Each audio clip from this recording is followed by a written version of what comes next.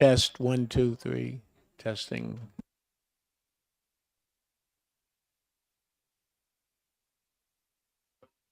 Okay. So, where do you know it? I just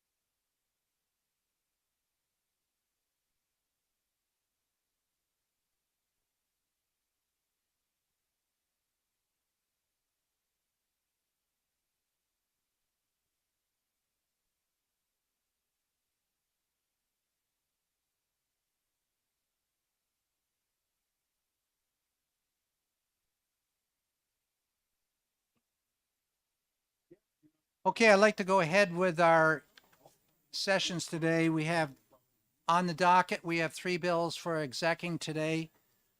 We have 381, 394, and 420, all are Senate bills.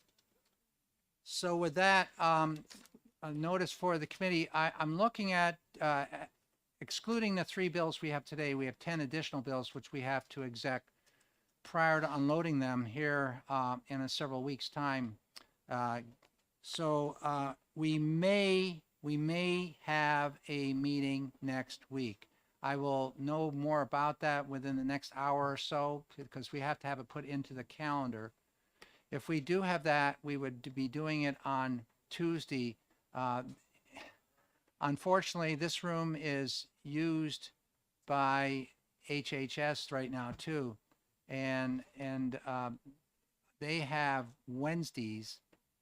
Mondays are available, Tuesdays are ours, and we have Monday available if we need it. I think we may have it on Tuesday. I'll let you know more within the next hour. I guess that's it. I hope people been following what's going on in the Senate? There's a lot going on down there in the Senate in terms of our education bills. Track them and follow them, please. So the first bill we have today is 381, establishing an office of advocate for special education. Does everybody have a copy of the bill as it came to us? Okay, I'm going to ask Representative Cordelli to make a motion. Thank you, Mr. Chairman. I would like to move ought to pass on Senate Bill 381. Thank you. Is there a second? Yes, I'll second. So we have a motion made by Representative Cordelli and second by Representative Hobson. The motion is ought to pass on 381, establishing an office of the advocate for special education. Representative Cordelli, do you care to speak on your motion? Yes, thank you. A few points I'd like to make. First, this bill came out of Senate Education unanimously in support. It went on the consent calendar and was passed out of the Senate. And you might take a look at the sponsors of this bill, really leadership from both sides of the aisle in support of this bill. We've heard quite a lot of testimony in the past from families of children with special needs. Clearly, there is a need. Clearly, there are issues. I think just by the fact that we heard there's roughly 34 complaints annually to the Department of Education in itself is a problem. I think that points out a problem in terms of what families are going through and their concerns about the process. This bill was an outgrowth of study committee last fall, really, as a result of the testimony. A number of people got together and said we need to do something. We've heard in testimony that Department of Education, there's no evidence that it's not functioning. I would disagree with that from listening to the parents. And I sent out this DOE survey from last spring, which I think certainly points out the problems as well. A few things from that. The school explains what options parents have if they disagree with the decision of the school. 35% of parents did not agree with that. It goes on and on. There are a couple of others I wanted to mention. I was given all the reports and evaluations related to my child prior to the IEP meeting. 17% said they did not get that information. I was given information about the research that supports the instructional methods used with my child. 52% said they were not. There are clearly problems. And I think that the intent of this bill is to address those areas. We heard from the new child advocate, and thank you much for coming to our committee. I'm sure we'll see you more often in the future. And discussion about whether it should be under her office. I think it's important that it be a separate office. I think the office as it's structured now is clearly given more responsibility in the areas of juvenile justice and DCYF, and I think it would be a problem to mix in special needs children with those areas.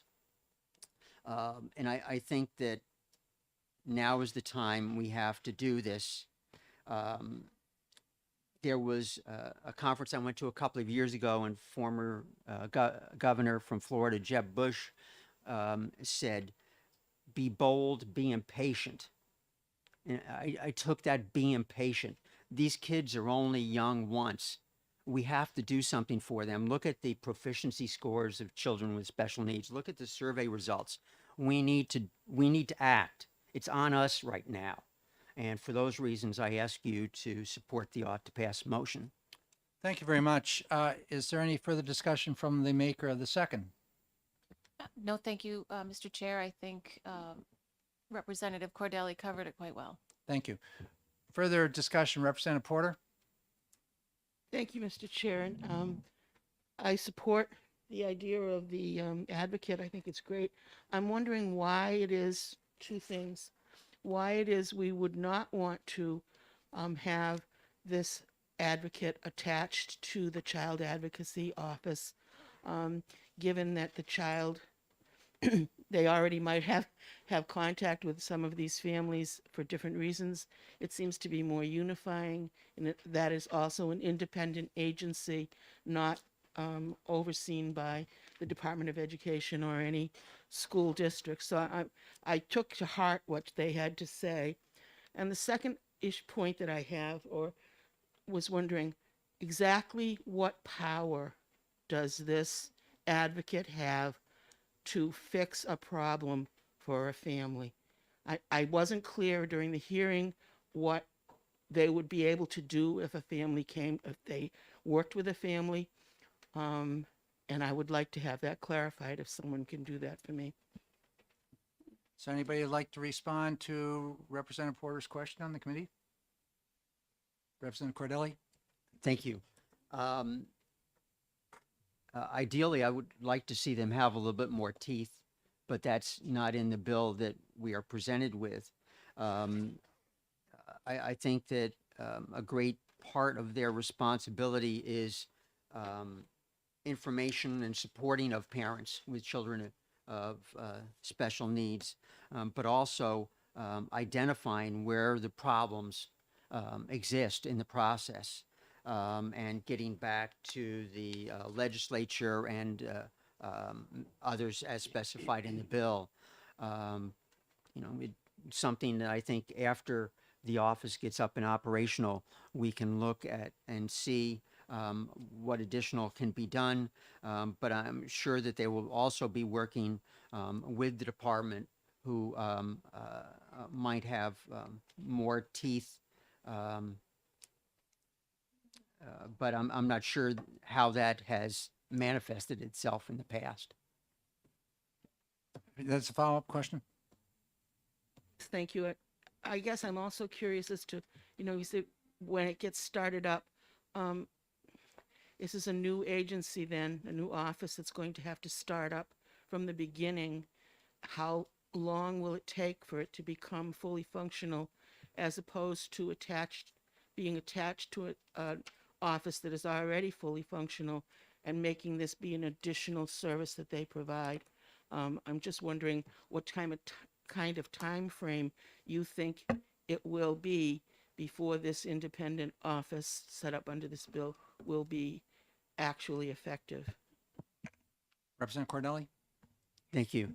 In either case, hiring of staff with expertise is going to have to be a primary function of the startup. So I don't think that plays into one option or the other. But in terms of hiring of staff and so forth, it would go through the governor and the executive council, and I dare not speculate on how long that might take. But I'm sure that if this bill passes and gets signed, I think that there will be pressure exerted from special ed parents to the governor to get the office up and running as quickly as possible. Representative Luno? And then Representative Bone? Thank you very much, Mr. Chair. Representative Cordelli asks us to be impatient. Well, taxpayers across the state are impatient as well, and they're waiting for proper school funding. And this legislature has done nothing to help move that forward. proper school funding would address a lot of the issues that Representative Cordelli talked about, because some districts can afford to provide an adequate education on the backs of their property taxpayers, and others can't. This legislature has taken steps, hang on, I'm getting here, has taken steps with vouchers, with prendapods, and frankly, we saw a bill that actually sought to dumb down the curriculum. And those clearly don't do anything to address what Representative Cordelli is talking about here. I happen to agree completely with Representative Porter that an office of a special education advocate or a special education advocate is a good idea, but that it should reside in the office of the child advocate. And we've received testimony from the prior director of that office, as well as the new director from that office, listing all of the reasons why it should be there, presenting a plan for doing it tied in with the next state budget, and furthermore, how it would improve their ability within the scope that they have right now, their expanded scope that they have right now, which includes education, to be able to meet children's needs in a variety of different ways. So a special education advocate under the Office of the Child Advocate would not only be more economical from a statewide basis, but it would also, I think, provide a more comprehensive way of meeting students' needs across the state. So I support the idea, but I oppose the bill as it's structured. Further discussion, Representative Bohm. Thank you, Mr. Chair. The Office of Child Advocate now is mainly dealing with DCYS, abusive parents, abusive kids that are abused and whatnot. So I think it's probably better to be a separate. Also, from what I've heard from parents, in one case I know of where a parent in my town said, my child isn't being treated right for special ed, and I called U.S. Senator's office, and they said, talk to me. It's good. Parents do not know where to go. And I think the problem, I said, well, contact the DOE because they have an office for that. Now this, I would hope, what this does with the Office of the Child Advocate for special ed, they let everybody know that they exist, the special ed organizations and whatnot. So parents know who to call if they are having problems in their school district. And I think by going to the regular child advocate office, they have enough on their hands. I was on HHS yesterday. They have enough on their hands with handling child abuse and those kind of issues, and without being this added to them. Adding this to their office is still not going to take any more less time than the office getting up to speed, because they have to hire people just for the special ed and where to go and whatnot. So, and it's all under the same head, administrative services. So I don't think it's going to be more or less time consuming for the office getting up to speed. Thank you. Thank you. Further, Representative Mullen. Thank you, Mr. Chair. So just for a point of clarification, I also sat on the House Bill 581 study committee that Representative Cordelli has referenced, and Representative Ladd as well. A couple of things. One, that study committee, the request for a performance audit of special education services was the primary recommendation of that study committee. And my concern is that we're establishing an office without knowing what we need. I feel like it's a little bit putting the cart before the horse. In my own mind, coming out of that committee, what I saw the process looking like was that we were going to order a performance audit, get the results of that performance audit, and then take a look at what needed to be done. To me, it looks like we're going to spend $500,000 on an office, and we don't know what the task of that office is going to be. The other thing is that the reference to the advocate for special education in the report from that committee indicates that the advocate will be the authority in disputes. And I don't see that reflected in the bill. I don't see any sort of authority, if you will, given to the Office of the Special Education Advocate. And I'm wondering if that was just an oversight or whether or not we can anticipate that there are going to have to be changes to that. Thank you. Thank you. Further discussion, Representative Woodcock. Careful with that daisy chain over there. Thank you, Chairman Ladd. I, as odd as it may seem, I do not agree with my fellow Democrats on this committee. I do not think this office is useful. I think we've done a really poor job in filling vacancies in the Department of Education. I think the Special Education Department is severely overtaxed over there. I listened to Representative Cordelli talk about 35% of the parents aren't happy. That means 65% are satisfied. Statistics only lie if you make them lie that way. You can turn them any way you want. The other part is the special education program already has an operation to go there, to do what they can settle working with parents. You create this office. There's not one thing in this bill that gives them any authority to change any IEP. Zero. Parents aren't complaining about the SPED process. They complain about the IEP and what the children get and don't get. And I agree with that. The best advocates for any youngster in the world is the parent. And thank God we have some that do that all the time. That's the best one you can have, or grandparents. You need someone to advocate. But when they go in there and they're frustrated, all we're doing is creating a larger base of more frustrated parents because this person cannot do anything to help that IEP. Cannot. I can't get this service. I can't get that service. There's nothing in here that gives this person anything. It's a $500,000 election year waste of money. I see the bipartisanship. I appreciate that. I appreciate the concept. If we fund education as Representative Luna talked about the way it should be, this may not be a big issue. If we have DOE, how many spaces in DOE are not filled right now? Haven't been filled for the last 3-4 years under our commissioner. There's a lot. Maybe if we start funding those and filling those, we won't have these issues. But this piece does nothing to help special ed parents except make them more frustrated, in my belief. Thank you, Chairman Ladd. Thank you. Further discussion, Representative Cornell.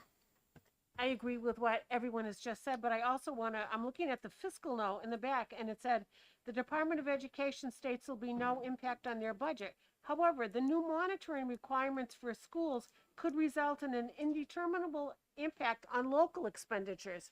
So this is another way of passing the buck down to local taxpayers, and I won't vote for that at all. It's bad enough. Thank you. Representative Ellison. Just to follow up from what my friend to my right just said, I think that this is a waste of money. The money is not well spent. Jeb Bush may have said be bold, but this bill is not a bold bill. It is not. It does nothing to help the people that need to be helped. And I speak from the perspective of things need to be done. And Representative Cordelli said we need to do something. Well, quite often in this committee, we talk about we need to do something. And then the final result that we get is something that didn't do anything. But we feel good about it because we had a bill and we've got a name on it, and therefore we took some action on that. This is a false promise to special ed parents, and that's the way it will be seen. That's what it is. And certainly in its current form, I'll be voting against it. Thank you. Representative Tanner. Thank you, Mr. Chair. I too agree about the school funding, that's should have been our number one focus this year and wasn't. But besides that, I think that this position adds another level of bureaucracy, again, just to frustrate parents because it has no teeth. And that we have a system in the Department of Education with specialists in special education. We have a complaint part of special education. Why aren't we taking some of this money and just beefing up what's already in the Department of Education? We heard that, yes, there were 30 to 40 complaints, and we were asked how many resolved. About half of them, a little over half of them, get resolved through the Department of Education. And the other half, we really didn't get an idea of what happens to those parents, whether they were going on to a different area to look for results or not. But special education's a tough thing. It's a tough thing. I've sat in IEP meetings, and you know, you have people there that are trying, everybody I think is trying to do the best for the child. And obviously the parent knows the best way for the child and what the child is like at home. And the school is trying to prepare the child for life outside of the school. So everybody's working towards the same results. And I know that I've seen the frustration with parents, and I feel for them. And I think it's, this is not going to solve anything. I think, as Representative Ellison and Woodcock said, this is just going to be one more level of frustration for special ed parents. So I'll be voting against it. Thank you. Representative Cordelli. Thank you. I just have to follow up on funding. We've heard just the other day of a former lawyer who worked for 14 months to try and get services for their child and finally had to homeschool their child. I've talked with an advocate who worked with a family that went bankrupt trying to get services, and yet we're talking about more funding to schools. I'm talking about services to kids. Thank you. Representative Woodcock. I appreciate Representative Cordelli's position. I would like to actually ask him then, what services to kids is this office going to be able to provide? Just tell me one service that they're going to actually be able to do. Resident districts are responsible for providing services. So your answer is, may I? Follow up. Thank you, sir. So your answer is zero. The question, there are no services attached to this bill. This bill does nothing. The person has no ability to do anything. Glenn, I agree with you. The special ed parents are frustrated. Special ed teachers are frustrated. School systems are frustrated. But this doesn't help that. And I'm not suggesting we don't fund it better or improve it, anything we can do. But there is a process in place. If it's not effective, let's improve the process. This isn't it. This isn't it. Thank you, Chairman Lyon. Further discussion? Yes, Representative Hobson. Thank you for taking my question. I wanted to know if someone could describe to me the petition that was signed by 700 parents. I have not seen that petition, but it would seem to me that 700 parents are pretty upset with the way things are going right now. Can someone talk to that? Representative Porter. Thank you, Representative. I could send out an email and ask my 700 contacts to please sign this petition, and I would get 700 signatures. So it depends on where the petition came from, who asked for it, who was solicited to answer it. If it went out to the general public in every school district and 700 people around the state answered that petition, then I would say it has a certain amount of weight. But we don't know who sent this petition out. We don't know who it was sent to. And if there are 35,000 or 30,000 special education students within the state receiving services, it would not be difficult to find 700 people in one organization that deals only with disputes with special education.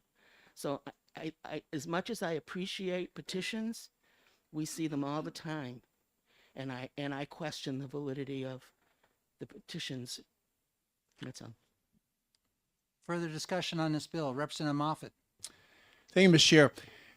This committee this year got over 100 bills, and many of those bills, as we like to put it, were not ready for prime time. A lot of them weren't ready for daytime or nighttime or any time. So this bill, I see it as a little bit differently.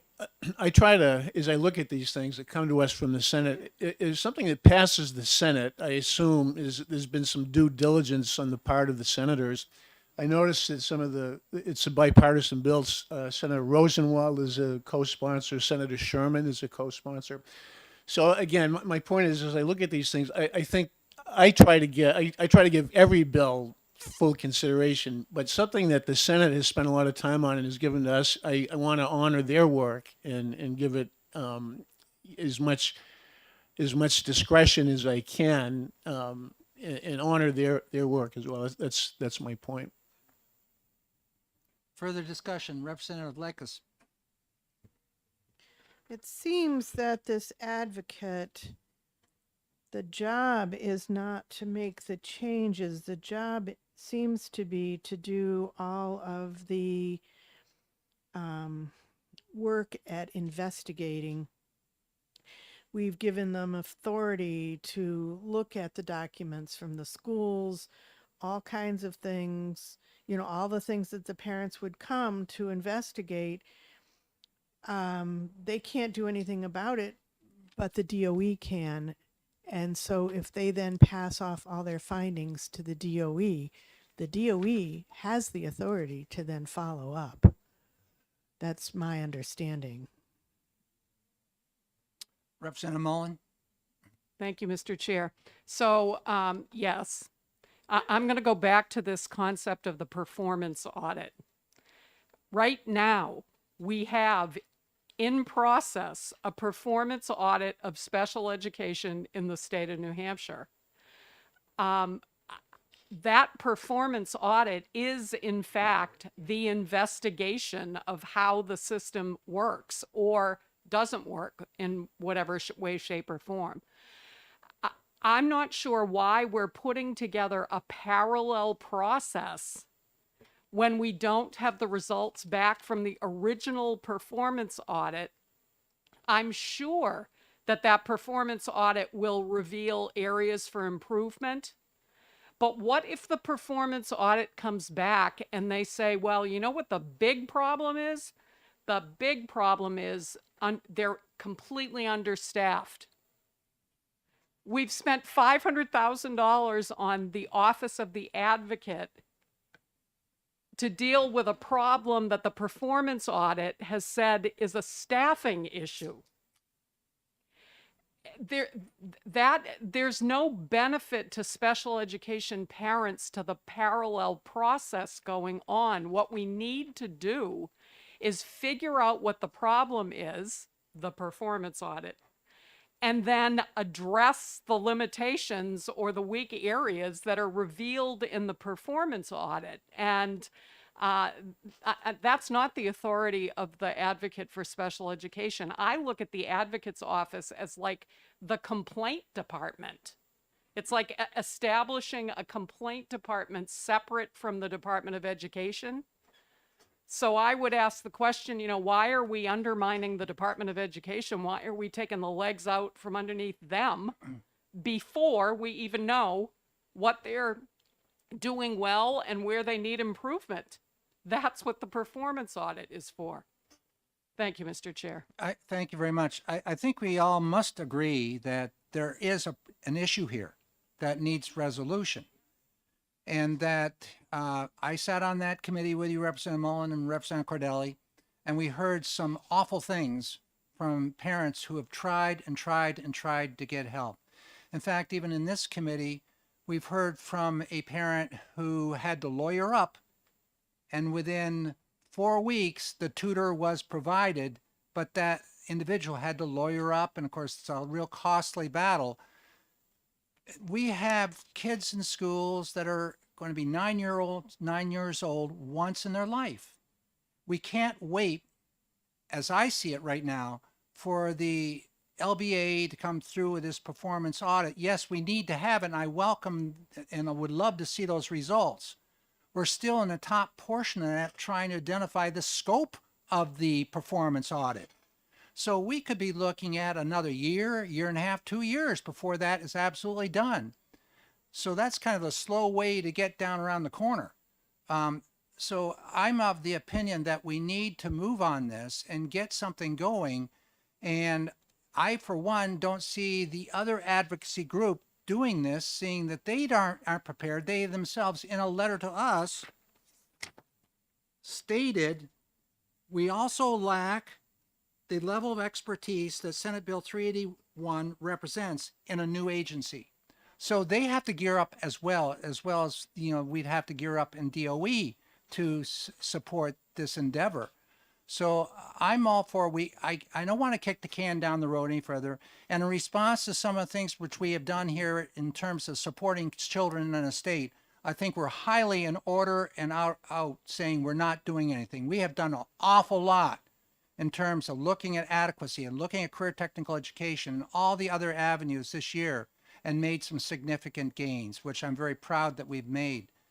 So I, for one, will support going forward with this. Yes, I believe that there are issues even within this bill that we need to work on, but that's another day. We have this in front of us now, and it's come to us with a bipartisan support out of the Senate.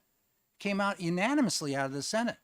It comes out with senators on both sides that are keenly interested in education. So we can talk this one into death here, but in the long run, we need to act, and we cannot kick this can down the road a little bit further. We have parents out there shouting for help. Thank you. Representative Bohm. Thank you, Mr. Chairman. I'd just like to make a comment.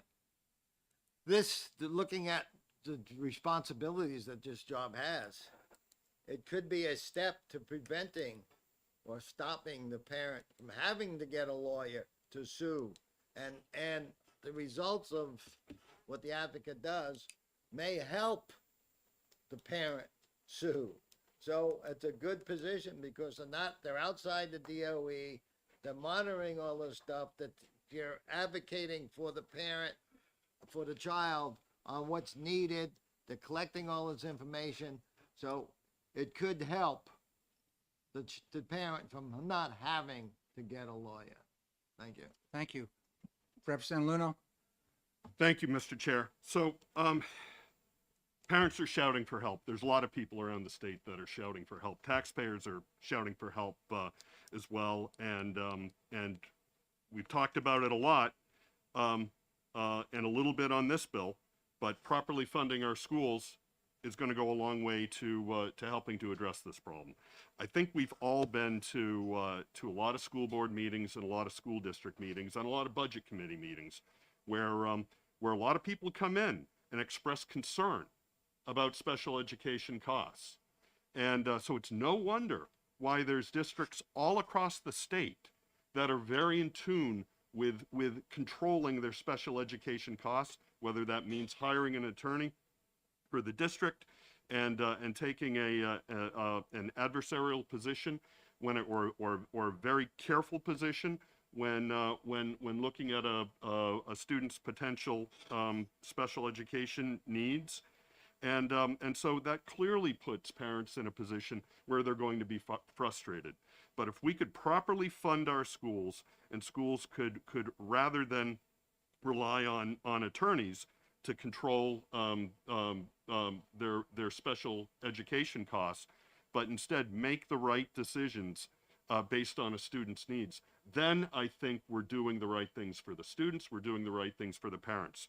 And doing something like this, and I think it's very clear that 381 doesn't have any teeth in it. In fact, we don't even know where to put the teeth because we haven't had a performance audit.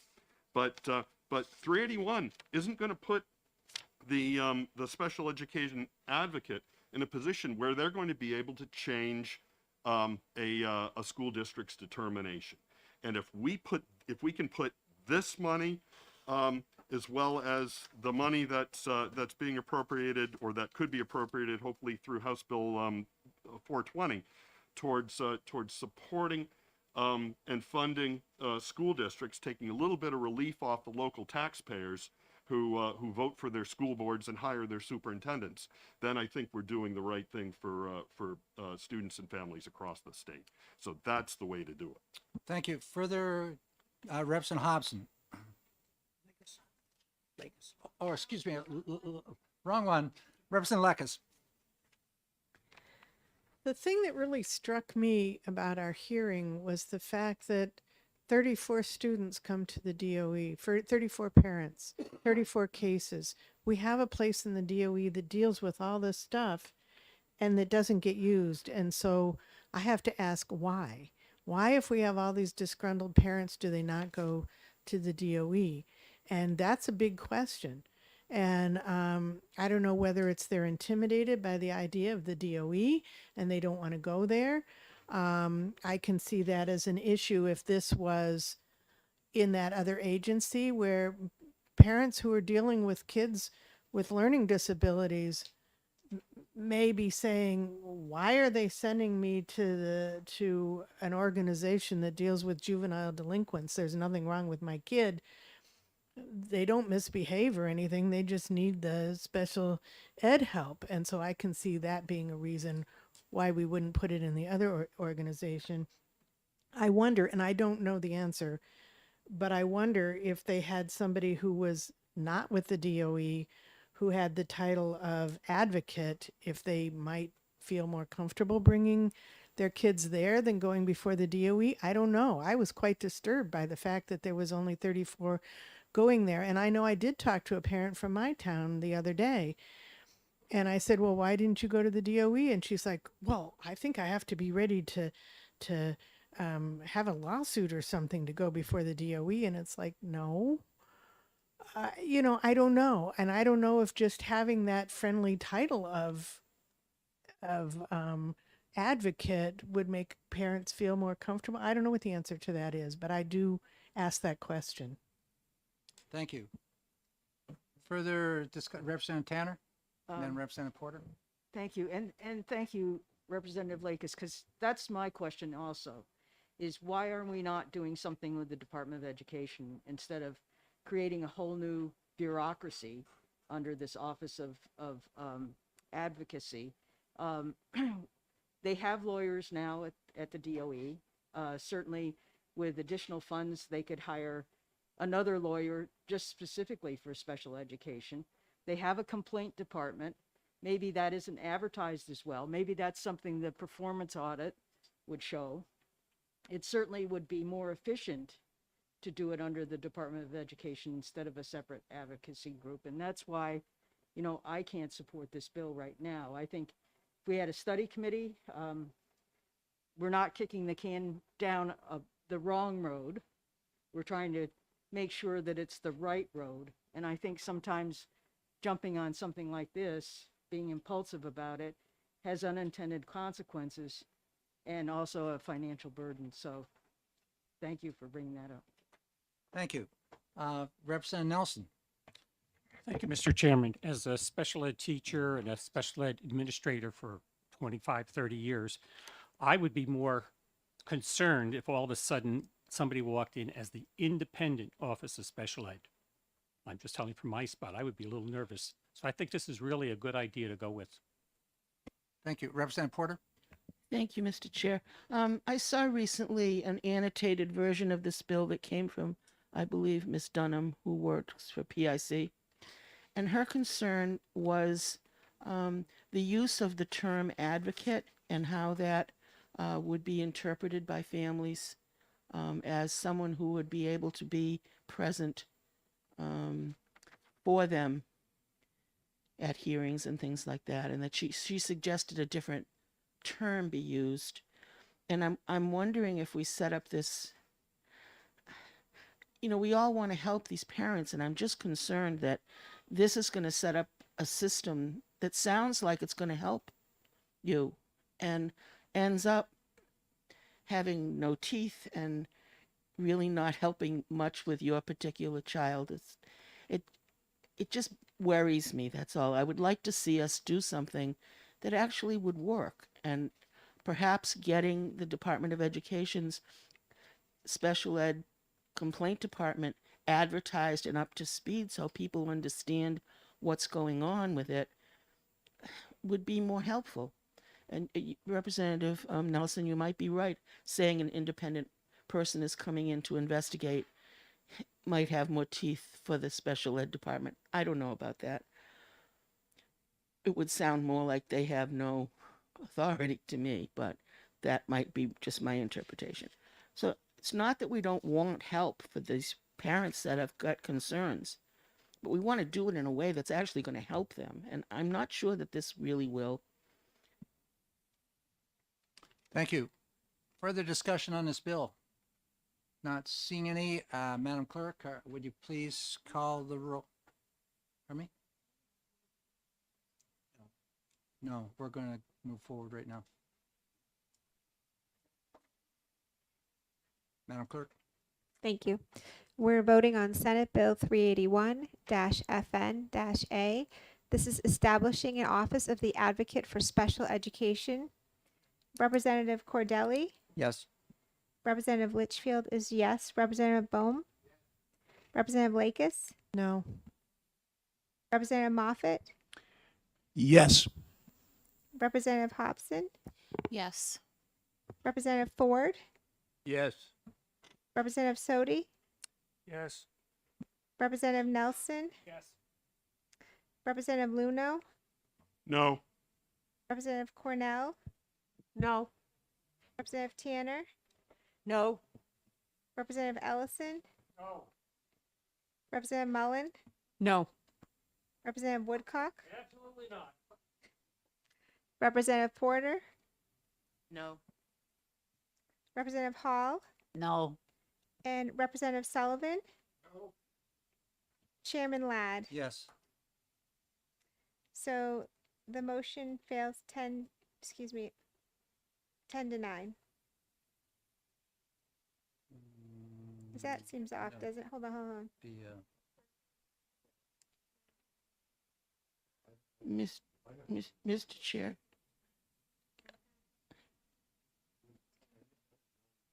nine to 10 is what I have. Can I make a motion, Okay, sir? I'm going to call a caucus at this time. Wait, can we review that? Can we review that vote?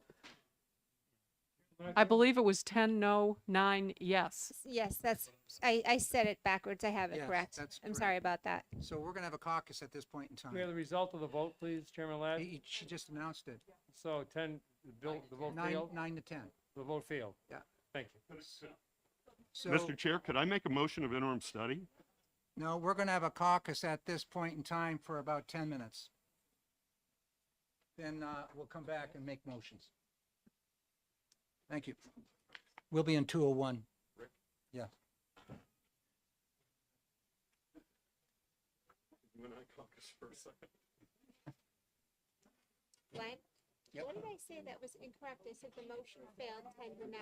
What Yeah, was wrong you with should that? probably say, the 9 first. Throw everybody off because we're the majority. Is that- Right, that's good.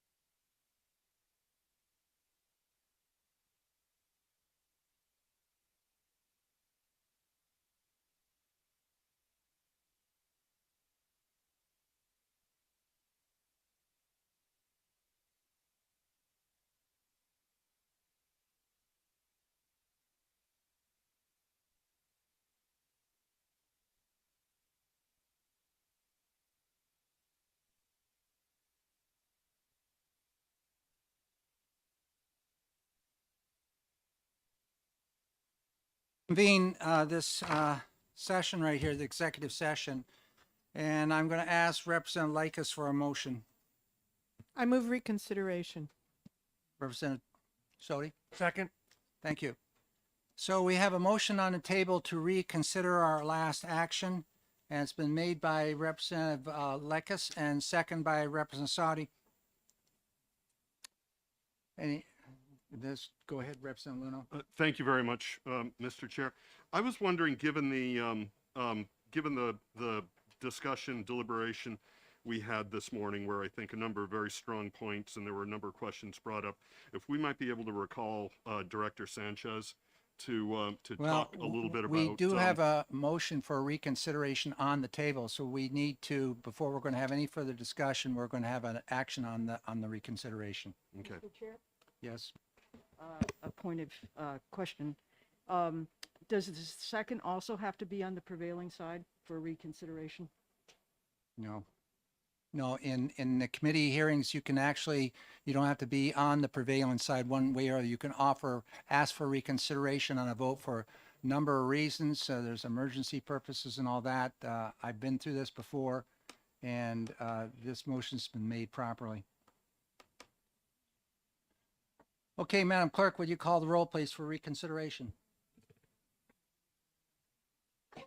Representative Chair, Yes. would this motion be appropriately discussed as other motion in terms of the person that made the motion, the second, if they want to speak to it? I will allow the person that made the motion and to speak to it if she would like. Thank you. Yes, I just wanted to say, I mean, thinking back of the conversations I have had with parents, first off, I do not believe that parents would want to go to an organization that is known for dealing with delinquent children when they just have a kid who's not getting their dyslexia, taken care of or whatever. I think that's the wrong organization. And the fact that only 34 people are coming to the DOE, which has the ability to do these things, why is that? And I just think I've come to the conclusion that parents would be much more likely to use an advocate for special education. And so let's give them the opportunity, and then we can think about next year putting in more teeth or giving them more ability as we see how that goes, or getting rid of it if it doesn't work. If parents are still not going to it, we can get rid of it. But at least to start with, let's give it a chance. Okay, we'll move forward. Mr. Chair? Yes. Thank you very much. Given Representative Lekis's rationale for moving reconsideration based on the limitation of the Office of the Child Advocate for just to work with, I think the term that was used was delinquent children.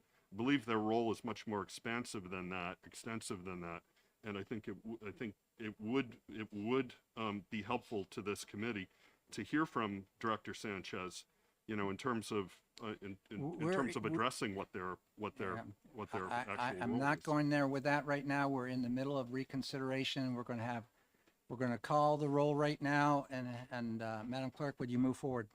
Yes, this is reconsideration of Senate Bill 381 relative to the definition of a child with a disability under special education laws. Representative Cordelli? Yes. Representative Litchfield is yes. Representative Bohm? Representative Lakis? Yes. Representative Moffett? Yes. Representative Hobson? Yes. Representative Ford? Yes. Representative Sodi? Yes. Representative Nelson? Yes. Representative Luno? No. Representative Cornell? No. Representative Tanner? No. Representative Ellison? No. Representative Mullen? No. Representative Woodcock? Representative Porter? No. Representative Hall? No. Representative Sullivan? No. Chairman Ladd? Yes. So 10-9 reconsideration. Okay, the bill's back on the table. Representative Cordelli? Yes, I would like to move ought to pass. We have a motion for ought to pass made by Representative Cordelli and second by Representative Bohm. So Representative Cordelli, do you have anything further to state on your motion? Just teeth were mentioned previously. And I would just say that the federal law comes into play with that, and that's something we could look into in the future as to how much teeth could be given to an office of this kind. But that certainly can be looked into. Any further discussion? Representative Luno? Thank you very much, Mr. Chair. I believe the characterization of the Office of Child Advocate does not properly reflect their actual role in the state of New Hampshire, and what they've done since the office was created over the last I think it was 6 years ago, and 5 or 6 years ago, and where their role is going to be able to provide comprehensive advocacy for children across the state. And I certainly don't believe that I have sufficient familiarity with the Office of Child Advocate to speak to it, and would really appreciate if we could recall Cassandra Sanchez to again enlighten the committee as to their current role, their expanded role, the direction they're going with advocacy and education. Thank you. Further discussion? So, Yes, when there was a question to the chair, in that if we could recall Director Sanchez. Yeah, Director Cassandra Sanchez has previously provided us a memo, a letter from her agency, and she has spoken with the committee prior to. I don't think there's any characterization of the agency in terms of whether they're doing their job one way or the other. I think we all believe the child advocate is doing a job in accordance with what they're required to do by statute. My reference earlier was certainly just that I had read a specific sentence out of the letter from Director Sanchez, which stated, "We also lack the level of expertise that Senate Bill 381 represents in a new agency."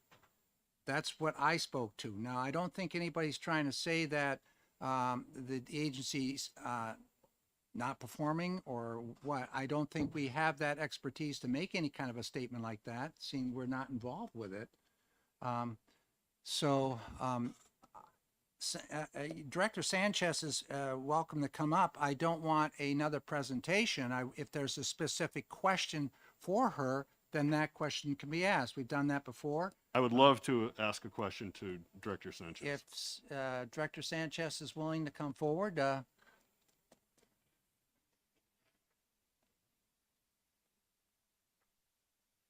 Thank you very much, Good morning. Mr. Chair. Thank Thank you. you very much, Director Sanchez, for again taking the time with this committee this morning. I was wondering if you could tell us a little bit about the expanded role into education, and what your office's plans are to be able to fulfill that role and provide comprehensive services as an Office of Child Advocate. Yes, so this is newer expansion. This took place in December 2020, so it's a little bit over a year now that we have our expanded jurisdiction for oversight of all children within the state of New Hampshire. So that would include special education that is not specific to children with delinquency issues, that is not specific to children involved with DCYF, that is all children across the state of New Hampshire. In that, we also understand that there's a lot of educating for our office to do.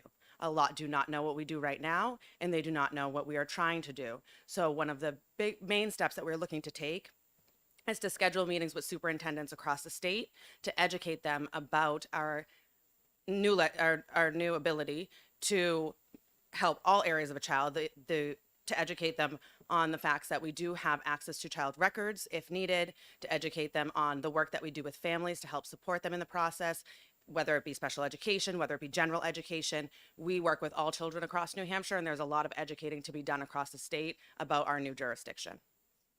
Thank you very much. thank you. Representative Representative Lekus, do you have a question? Or a I response? had a comment, and I guess I should also say it to you. I was not in any way knocking your organization, nor was I saying that was my opinion of your organization. I was saying that that was a common opinion amongst parents, and we're looking at how do we attract parents. And that was all that was. So I just wanted you to know that was no knock on your organization at all. Thank you. And I do believe that we understand that as an organization, we understand that we need to reach the parents. We need them to understand what it is that we do. So that is another initiative that we are taking on, is to make sure that we are educating the public, educating parents, working with the parent information centers.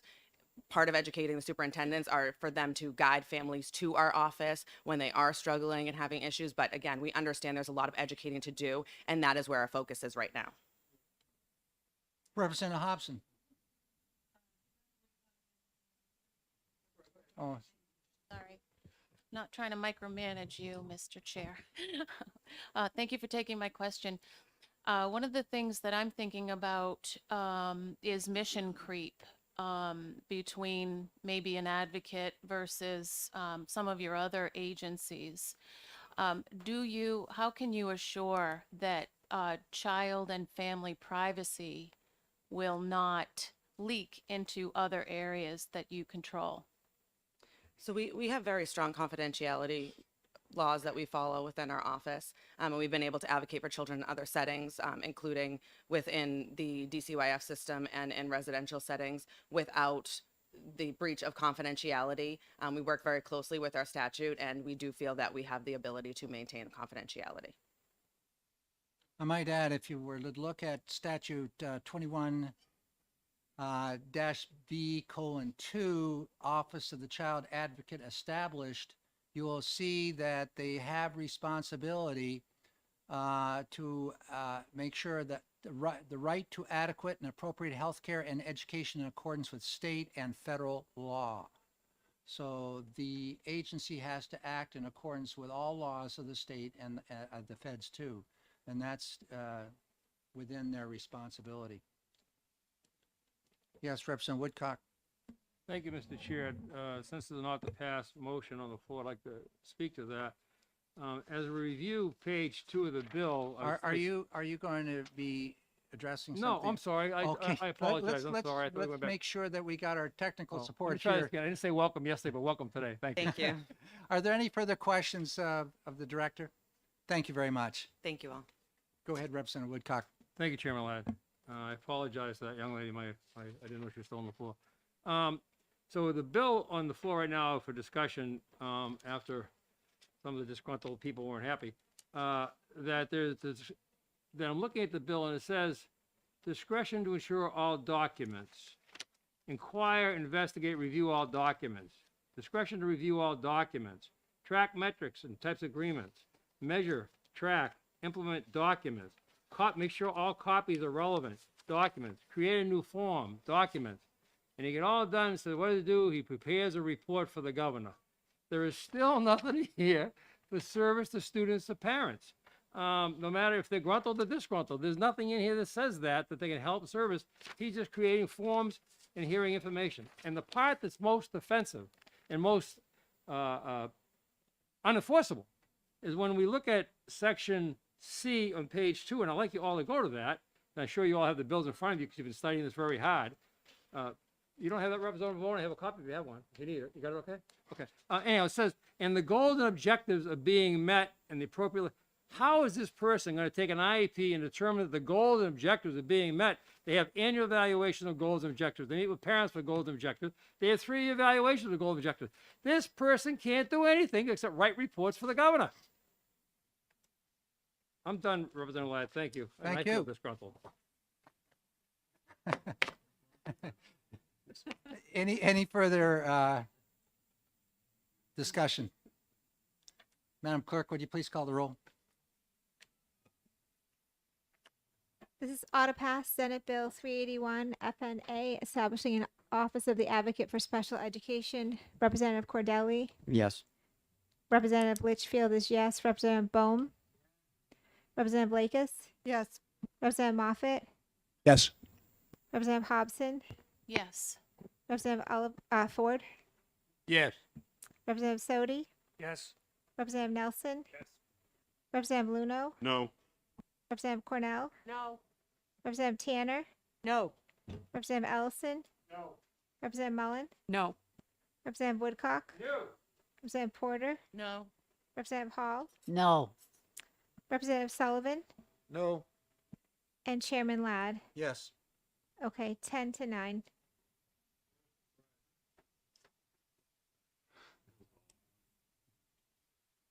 Chairman Ladd, I would just like to comment, and you wonder why people don't have any faith in politics in Concord.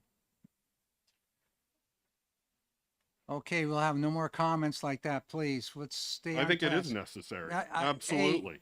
Concord's turning into Washington. Okay, what I'm going to do right now, because this is not it's an executive session, either I'm going to close this thing down and pick it up at 1 o'clock after lunch, or we can do one more bill now.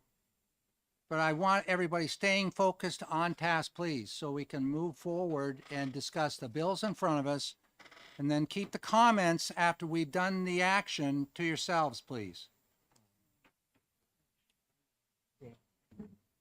Is there anybody has to take a short break here? I know that. Yes, we'll be doing it. Is anybody has to, let's take a 5-minute, 10-minute recess here for those that have to walk down the hallway. Thank you. Had enough of this bullshit today, I'll tell you. You want to, yeah, right, yeah.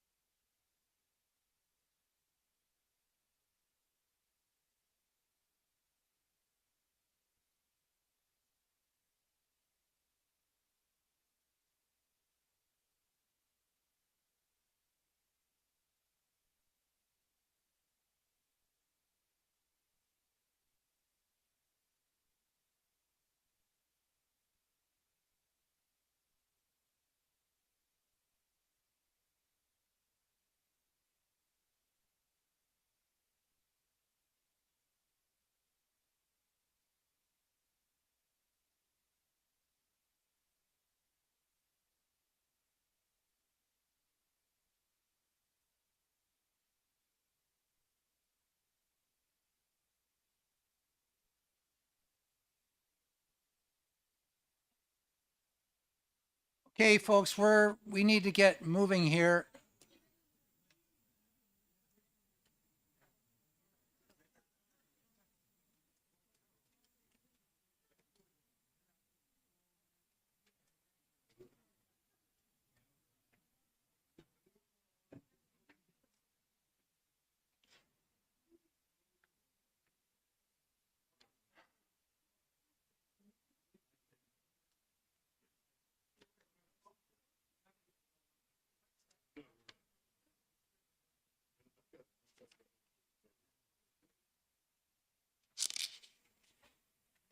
Okay, I have to be out of here myself by about 5 or 12. I have to have the calendar done by 12 for next week. And so I've got to talk with Lindsay on that. So we have 394 coming up, and this is the bill dealing with, age 21, 22, et cetera, et cetera. So if we can move this quickly, this bill, I don't know. We've talked about it many times prior to. I have an amendment And- to the bill, Mr. Chair. Okay, let me do a little discussion here first on this one. We've been working with the Senate because they're dealing with 1513, and you're aware of that. 1513 is a bill that's dealing with exactly the same topic, and now we have the Senate bill right here in front of us, and there's also a court case down to Rhode Island, which has dealt with this and issued a resolution. In talking with our attorneys over at the Department of Education, we have two over there. We have Chris Bond and Diana Fenton. One's a colonel, one's a light colonel. You know who the colonel is. It's time and job. We have been informed that the language which initially submitted to us in 1513 is most likely going to move forward without a lot of controversy. When we've been trying to work with 21 through the end of the semester or through their years as being 21, same thing with 22, we come up in conflict with the Rhode Island resolution. So we've been advised that the best way to go with is the bill as we wrote and as we knocked out of this committee earlier this year of 1513. So let's just have some discussion on that before we go anywhere with it. Representative Mullen, Thank you. We amended 1513 to the end of the school year in which the student turned 21 before we passed it out of committee. Yeah, they're talking about as the bill was introduced. The original bill before we messed with it. They're Okay. saying that's the one that's going to be less controversial. All right, my follow-up to that, Representative Ladd, is that I have an amendment to 394 should we get to that process. Okay, Representative Cornell and then Representative Woodcock, you had your hands up. I don't know if you can, but can you just briefly, the difference between the bill we sent over and this one, so that will not cause it to be a law problem? Yeah, Representative Cordelli, you were the one that introduced that bill initially as it came to us. Why don't you explain? Several of us could do it, but I think Representative Cordelli could do it more succinctly than myself. Thank you. Yes, the 1513 as introduced said the child with disability means any person between the ages of 3 and 21 inclusive, which paralleled the federal statute. So we do have an amendment that took that original 1513 language, and that's the amendment to 394. And we went over that with both, as Representative Ladd mentioned, with Attorney Bond and Attorney Fenton yesterday afternoon. Yeah, so follow up. So 1513 is 21 inclusive and doesn't get into the 22 at all. Okay. As it was introduced to our committee, not as it left our committee. Representative Woodcock. Thank you, Chairman Ladd. I didn't bring that file with me, so I don't have my notes on it, but my question is to you as representative of the committee. Have you been in contact with the people from the Senate who seem to have had that bill? If they are going to move it forward as our initial, or are they going to change it? I don't mind, Glenn, Now, I Rick, can't- taking your opinion. I can't advertise what I think they might be doing, but I have talked with Senator Khan. And I Okay. talked with Jay just yesterday numerous times. He did have a amendment, which I went down and tried to speak with him yesterday afternoon late. Okay. And his administrative assistant was there. He wasn't there.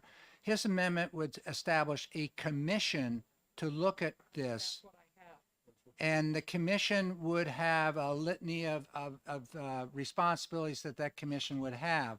I indicated to the administrative assistant in his office yesterday afternoon late that we've been advised by the Department of Education attorneys that the way to go is with as it came to us originally.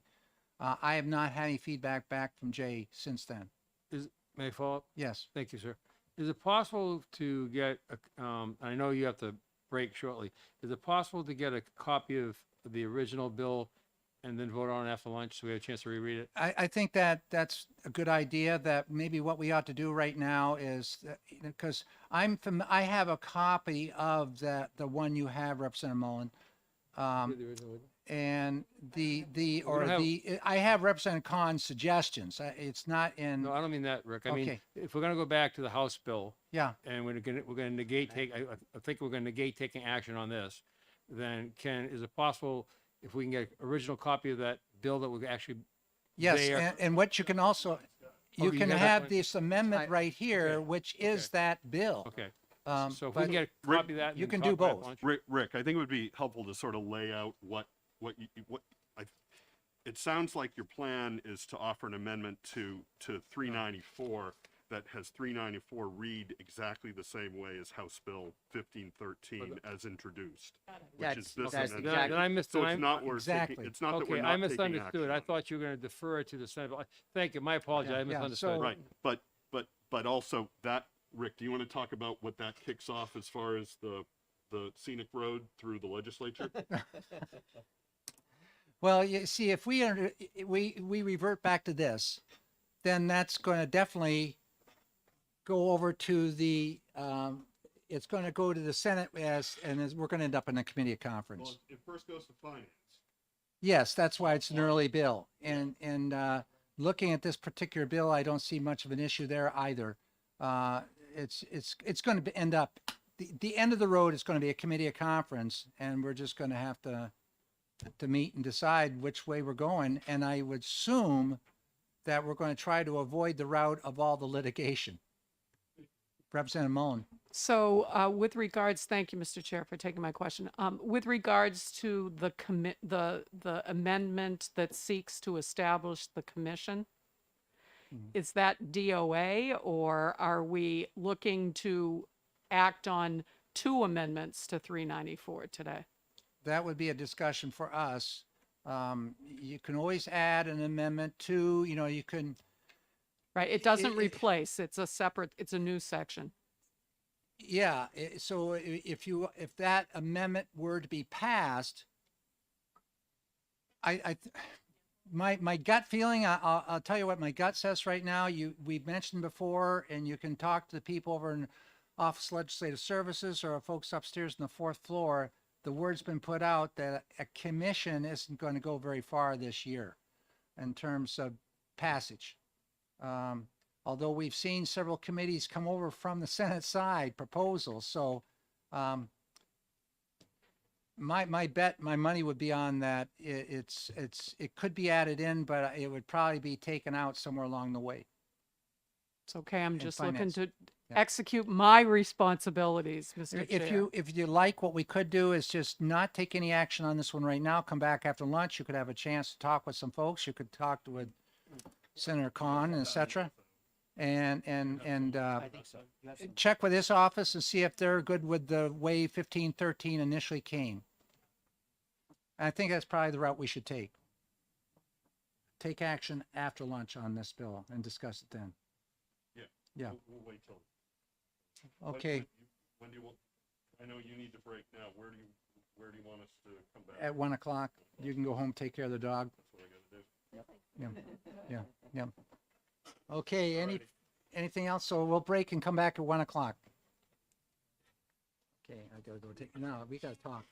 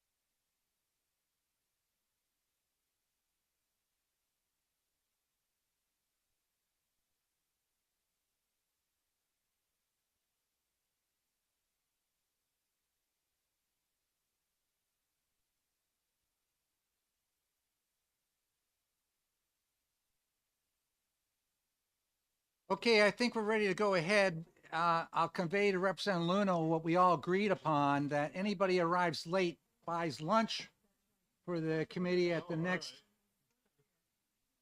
Okay. Okay, so we're going to open up and continue with the executive session for 394, which we were discussing prior to lunch. And so I'm going to look to Representative Cordelli to make a motion, please. Thank you, Mr. Chairman. I would like to move ought to pass and offer an amendment. Is there a second on the motion? Representative Lycus? I second. Thank you. Okay, now you can offer your amendment. Thank you. The amendment, which I hope you all have, is 1471H.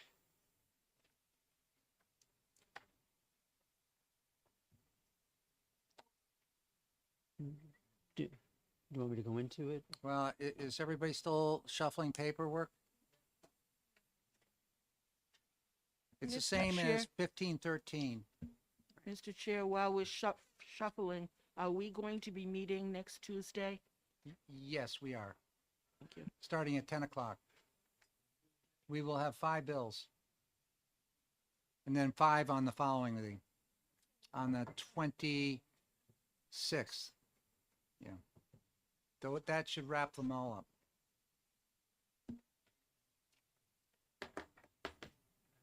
Okay, why don't you go ahead, please, and discuss your amendment.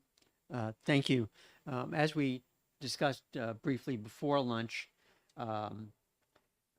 this amendment was drafted after conversations with the attorneys from the Department of Education, and in particular, Attorney Bond, who was here and testified about the Rhode Island case and its implications for us. I think there was a similar court ruling in Connecticut as well.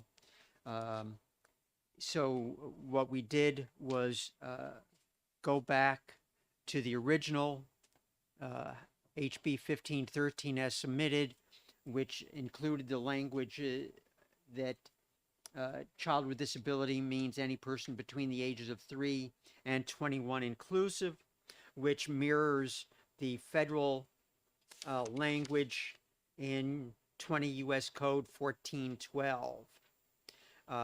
So we should be on safe ground legally. If anyone wants to bring a challenge, we also would be now in compliance with the federal recommendation that we provide services to children with disabilities through the age of 21.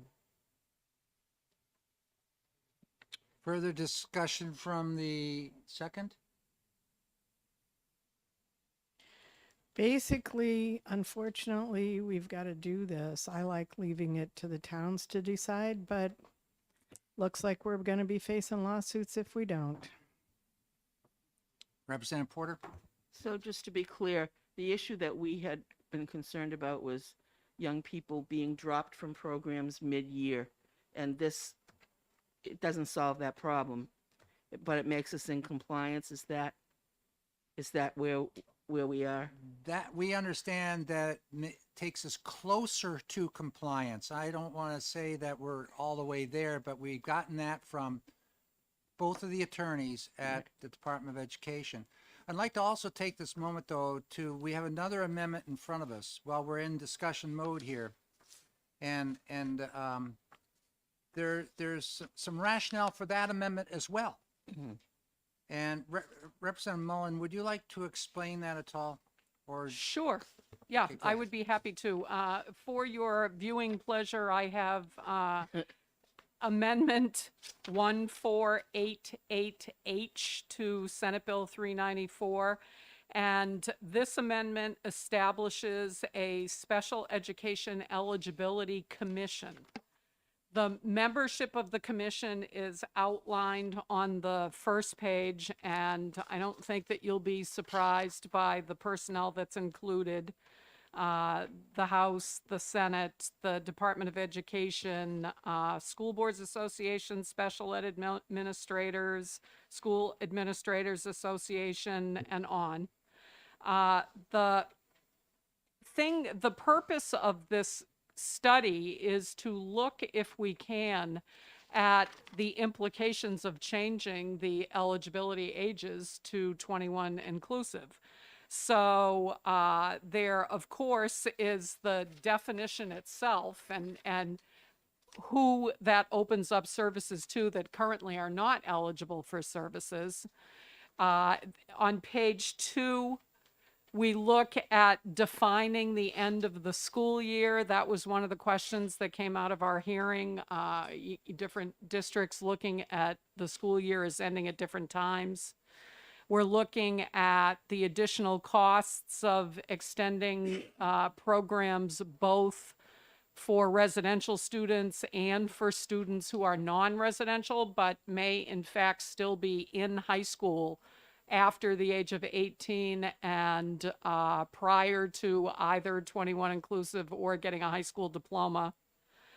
The fiscal impact on differentiated aid payments, the impact on developmentally delayed adults, some of whom receive special education services, others who don't. We need to look at the interface between DHHS and special education for those students as well. It's a standard, legislative members will receive mileage, and then the procedural things round out the amendment.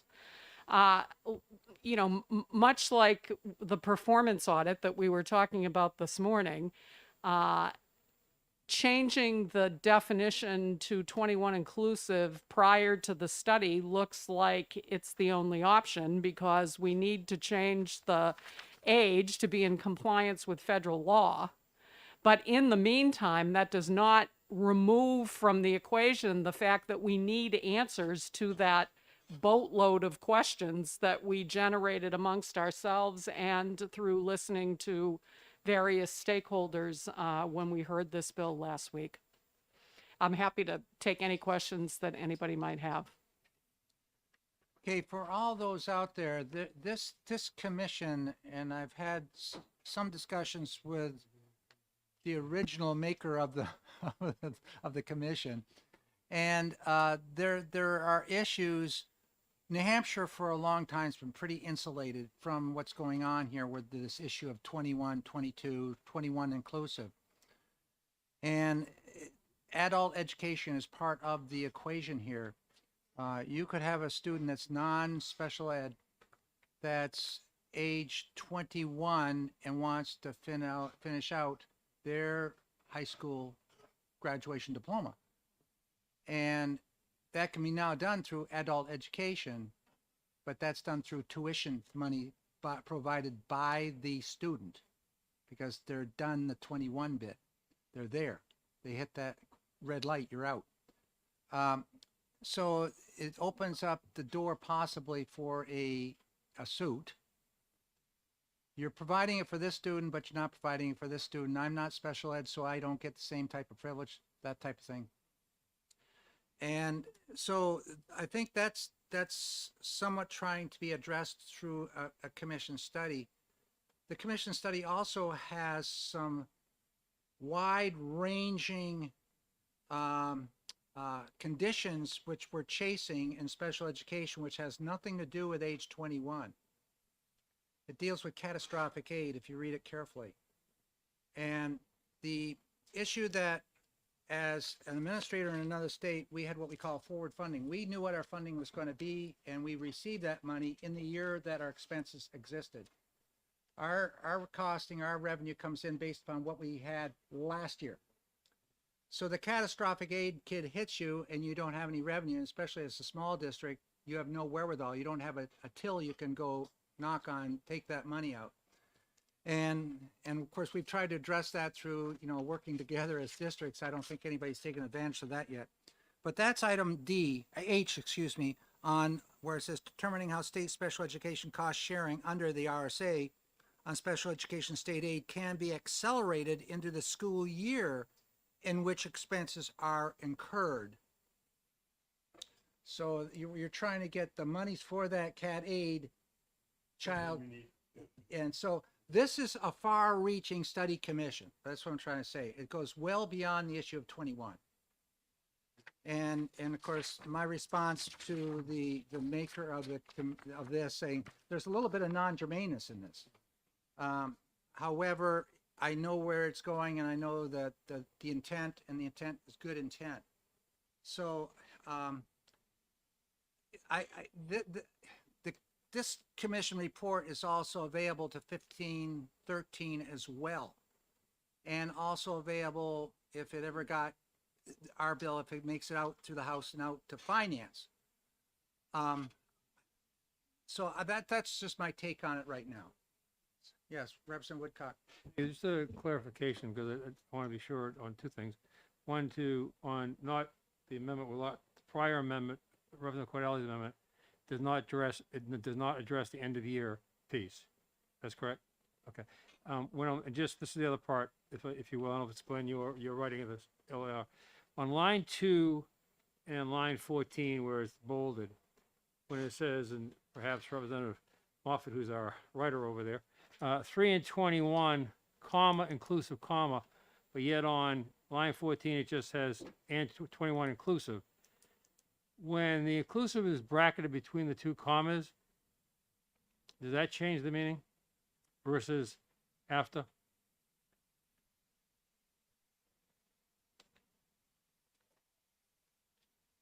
Is that directed to anybody? Well, I was asking Or Representative is Cordelli it 'cause directed his to thing, our but professor? Representative Moffett is the writer, so he may have it. Yeah, no. So, change child to student. No, just where it's bracketed, Mike, does it change the meaning of 3 to 21 versus where it's not bracketed and it's after the 21? It changed the meaning, that's all. I read it as change the meaning, but my associate to the left told me I was wrong, which he's probably right. Anybody else want to comment? My left. Representative Cordelli. Thank you. In the federal statute, it says a free, appropriate public education is available to all children with disabilities residing in the state between the ages of 3 and 21, comma, inclusive, comma, including children with disabilities, etc. So it is, in federal statute, it is bracketed with commas as well. So on 14, should there also be an additional comma? The intent. Excuse me? I think, Mr. Chair, you know, likely legislative intent would apply on that if it were to be interpreted differently. Mr. Chair, I do have a comment though on both the Mullen Amendment and the Cordelli Amendment, if I might.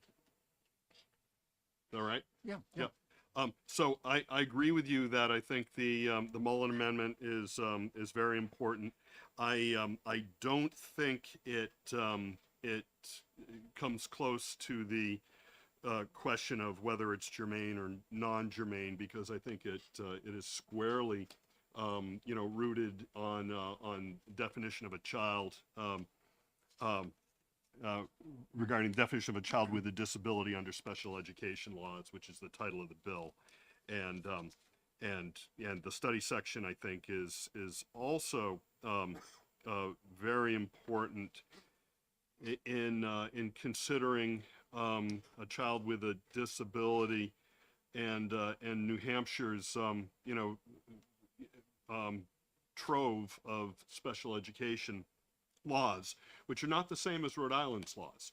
So I think it's somewhat of a leap at this stage for anybody to say that the court decision in Rhode Island is exactly the same situation as it would be here in New Hampshire, because I think it is different. It may be the same, or it may apply to us, but it might not apply, and I think that's a very serious question, and I think a serious question that this study commission would look at. So, you know, it may be true that New Hampshire is not in compliance with federal law, but it might not be true. It may be that we're fully compliant with federal law. I feel personally that we've been a little bit rushed with this, and even Attorney Bond suggested that that New Hampshire may, I think he used the word may, be different from Rhode Island, and that a decision in a New Hampshire case might turn out to be different. All the more reason why I think we do need to proceed with the study. At the same time, I'm not, you know, totally against, you know, going forward with the Cordelli amendment either, but in the you know, sort of the you know, under the, I guess, heading of, if we're going into a statute, do we want to consider some cleanup?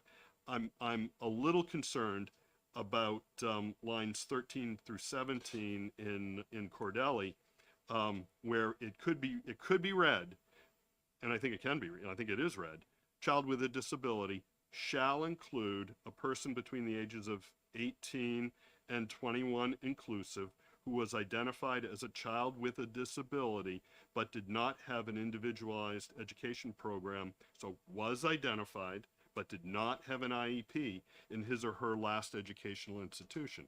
My understanding is that children who may have been identified with a disability and had an IEP, the parents can later withdraw from that IEP, and you know, and then you know, if you were to re-engage, you'd have to start from square one. I don't know if lines 13 through 17 are intended to read that way, but largely that meaning is taken from existing language, but of course now is being extended until the student's 22nd birthday. So I don't know if that's something that that this committee may want to look at. Further discussion on this bill? Yes, Representative Lactus? I just wanted to cover the grammar point. The earlier one, 3 and 21, comma, inclusive, comma, is because you're referring to the 3 and the 21. And 18 and 21, inclusive, no comma, you're just referring to the 21 as inclusive. The 18's already there. Further discussion, Representative Cordelli, do you have? your hand Thank up? you. Just that, as Representative Luna was discussing, that last part of the amendment is what is in current statute now. So, But I'm wondering what the intent of that meaning is, and should it be clarified?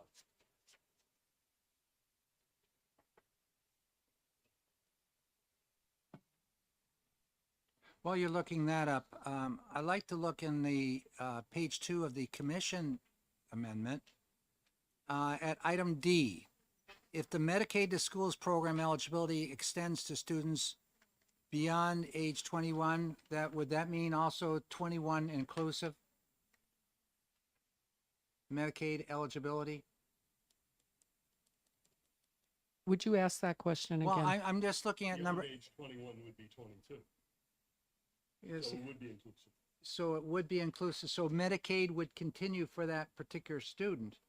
I'm looking at item D on that page, Sue. Yeah. But the question is if, yeah. Yeah, it's an if. It's, Yeah. I mean, it's a point of study, but it Yeah, does it's not a imply question. an Yeah, answer. yeah. Yeah, it's a question.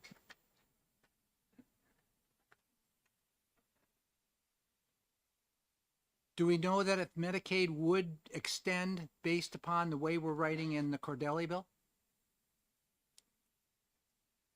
We do not.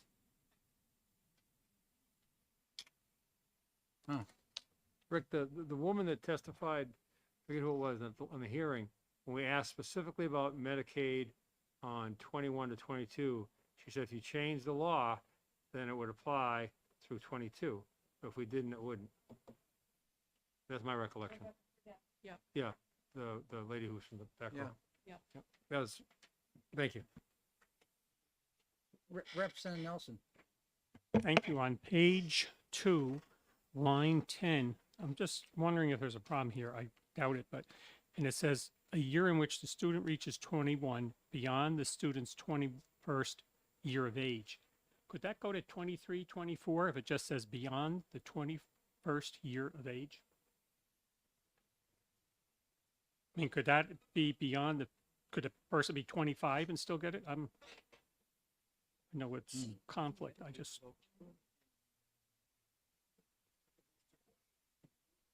It's another question. It's just things to look at as a Right. commission. Yeah, I mean, I read it as the year beyond 21 in the school year during which the student turns 21. But again, I think that's the purpose of, yeah, that's the purpose of putting all of these questions together and being able to come up with answers before we attempt to write statute that doesn't fit the profile or the federal requirements.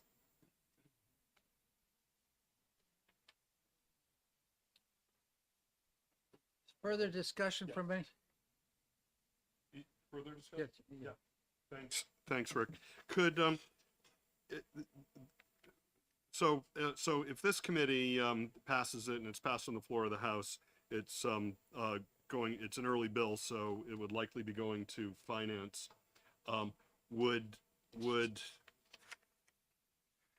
it be possible, I guess, to have a more detailed, fiscal note, for finance that considers not just the cost of the local school district, and the costs of the state in terms of adequacy grants and special education grant, but also the costs that may be incurred through the EFA program and any other costs that might be relevant, because I don't think those are really articulated in the note, and I think it would be helpful for finance when looking at the fiscal impact of this potential policy change, to have a more comprehensive FN.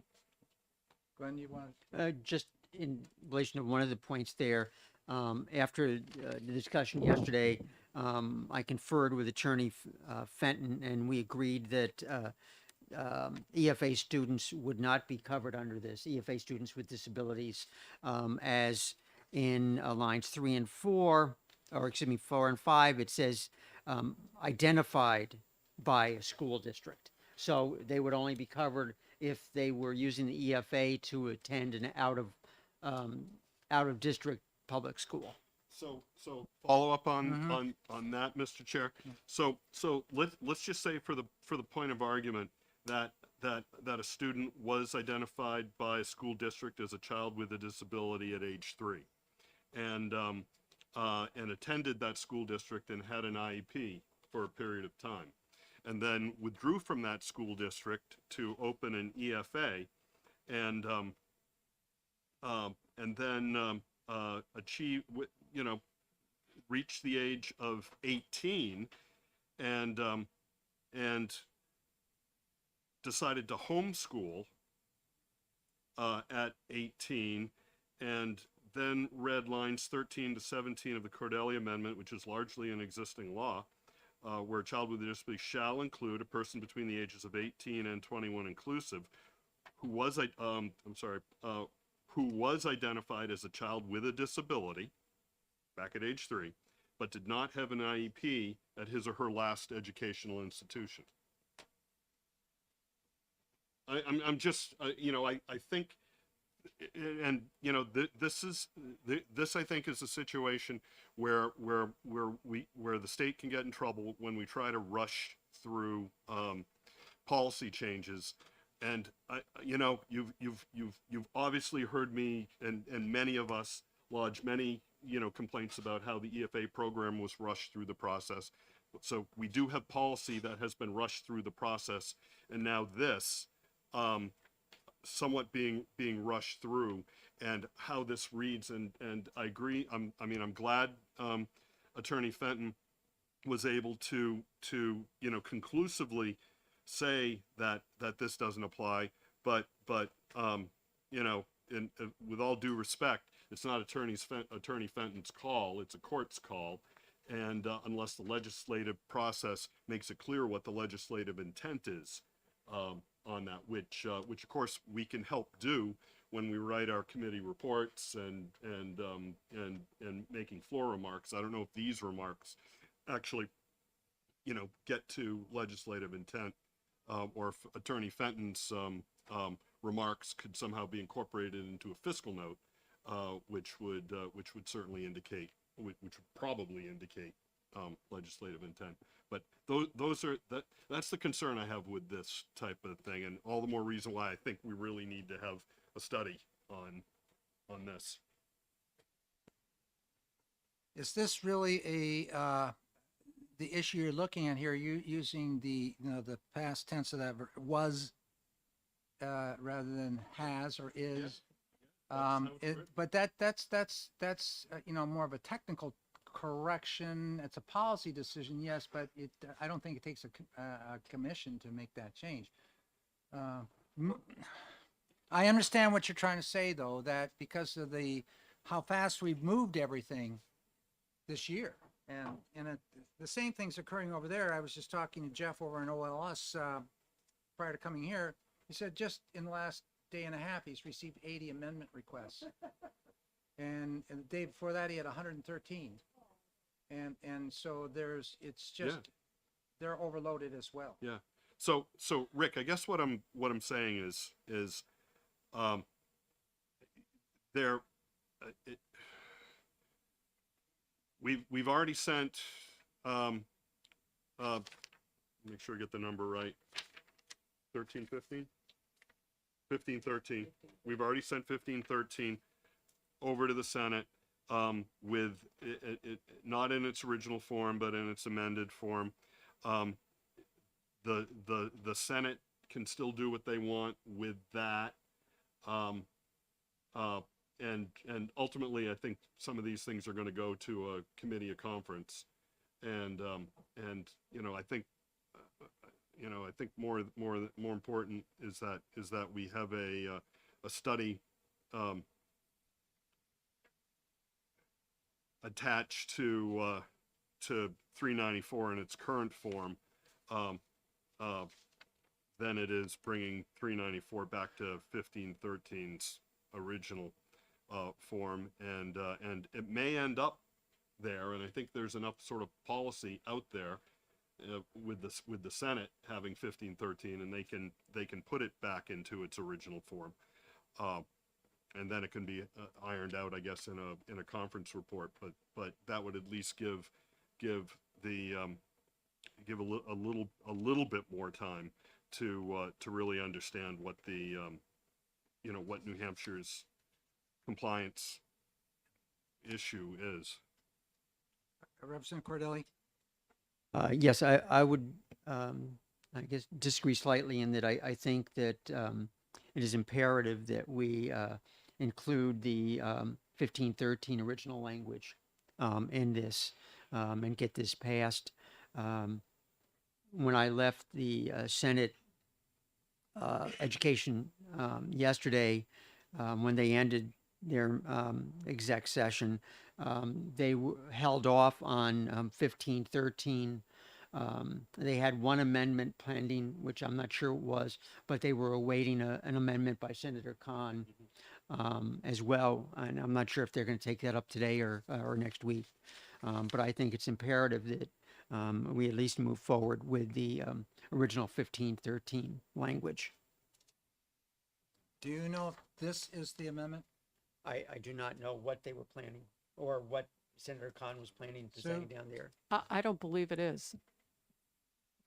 It's close to what I was given the other day by the senator. And when I spoke, I don't think they've taken up that other amendment yet in No, the they Senate. haven't. No, No. that 1513 is still very much in their possession. I believe that they're acting on that at 2 o'clock this afternoon. Oh, really? Okay.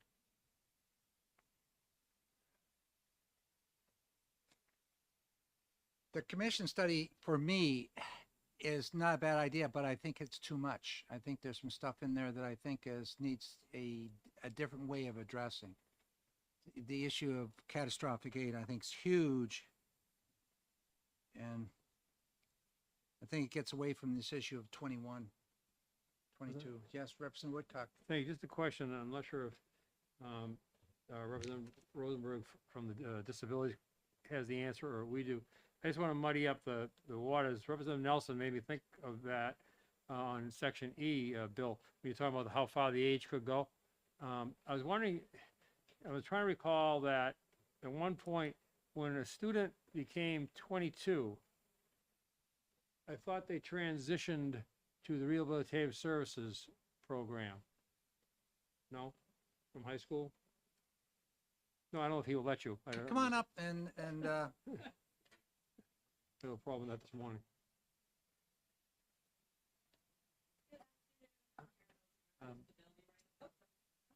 yeah. Voila. I'm Karen Rosenberg with the Disability Rights Center, and I'd be happy to do my best to answer So, your questions. I don't want to muddy it further, but Representative Nelson brought up, and then my brain went back to olden days. I thought at the end of 21, when the youngster turned 22 in school, that he was transitioned to rehabilitative services. Well, no, No, not that's it. necessarily. So there are some students who may be eligible, who may be receiving special education because they have developmental disabilities or acquired brain injuries, and they might be eligible for services through our area agencies. But that's only a small sector of the students who are eligible for special education. You might have other students who aren't able to graduate in high school in 4 years for other reasons. You know, perhaps they had emotional disabilities that required them to be out of school for a long time, for example. And we don't have a system like that that will provide really robust services for them. So you have to kind of think about the full range of students. It's probably more often than not you would have students with developmental disabilities who aren't graduating on time, but not all of the time. Okay, that answers my question. Thank you, But, Representative White. I but appreciate it. that may be the case, but in fact, we're not providing any adequacy dollars for those students. That's coming from a different source now. Right. So for the students who are receiving services through the area agency system, those are for services that are not education services. That would be Right. the responsibility of the school district. So they might get respite services. There's sort of a dispute about when some of the services have to kick in, but from our perspective, that would include other kinds of services that aren't educational in nature. So for example, if a student can receive their free appropriate public education in the regular public school, but they have and do just fine, but they need services at home, that would be the responsibility of the area agency if they needed, some other kinds of services at home that aren't necessary for them to succeed in school. But like I said, it's not every student would be eligible for those services. Yeah. Any further questions? Thank you very much. Yes, Representative Lucas. Thought you were asking for after. Not really sure who to ask this of. So my question is, if we pass the Sue's amendment to get more information, and we don't pass the amendment that puts it the way the federal language is, have we held off those lawsuits, or are we then going to get those lawsuits? Does anybody know where we stand? Are you asking me that? Or am I I'm just asking anybody, and so if you know, If we don't do anything, it stays at 21 like we have right now in law. right, but if we do this, all I'm saying is if we do the Sue's amendment without, that we're looking into this, it says we're looking into this, and we don't pass yet are we still going to be hit with, they said that there were 2 lawsuits pending. Is that showing that we're doing enough towards that to hold off those amendments, or are we going to be hit unless we do this? Does anybody know? I mean, I can tell you that there has been a lot of there's been development in thinking about these lawsuits. So I think there are law firms who are compiling evidence and considering this, and so I think the state is at risk if it doesn't bring itself into compliance. And the Rhode Island decision is actually it was a court of appeals, the First Circuit, which is the court of appeals for New Hampshire, so it's controlling law in the state. Is there 100% certainty that if plaintiffs brought that lawsuit that they would win? There's never 100% certainty, right? But I think that it would be a pretty labor intensive, discovery intensive lawsuit. Well, so you are aware of some of those. Do you think they would hold off if we appeared to be looking at how to do this, or would only? I don't think that I have the. I just wondered that's where so you. beyond me to That's answer fine. that. It's fine. Yeah. My crystal ball, I'd have dropped it. Representative Bohm. Thank you, Mr. Chair. I don't have any questions now. I'm just trying, there's only one amendment on the floor, 1471H. That's right. And I think we should finish that before we go on to anything else. Also, has to time. Last year, we passed this bill. It got lost somewhere in the Senate. So we've had plenty of time working on this. So I think we need to pass this amendment and then go on, and if somebody can bring up another amendment. Thank you.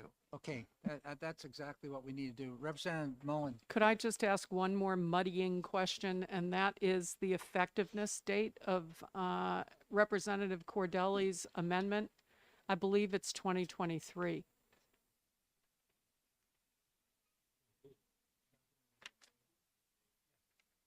It's 2023, correct?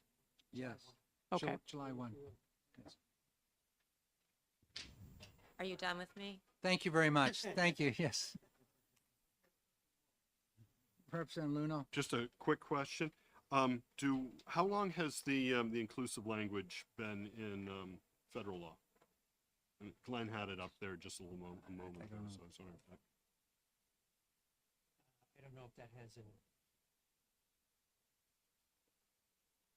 Or maybe Becky Wilson knows.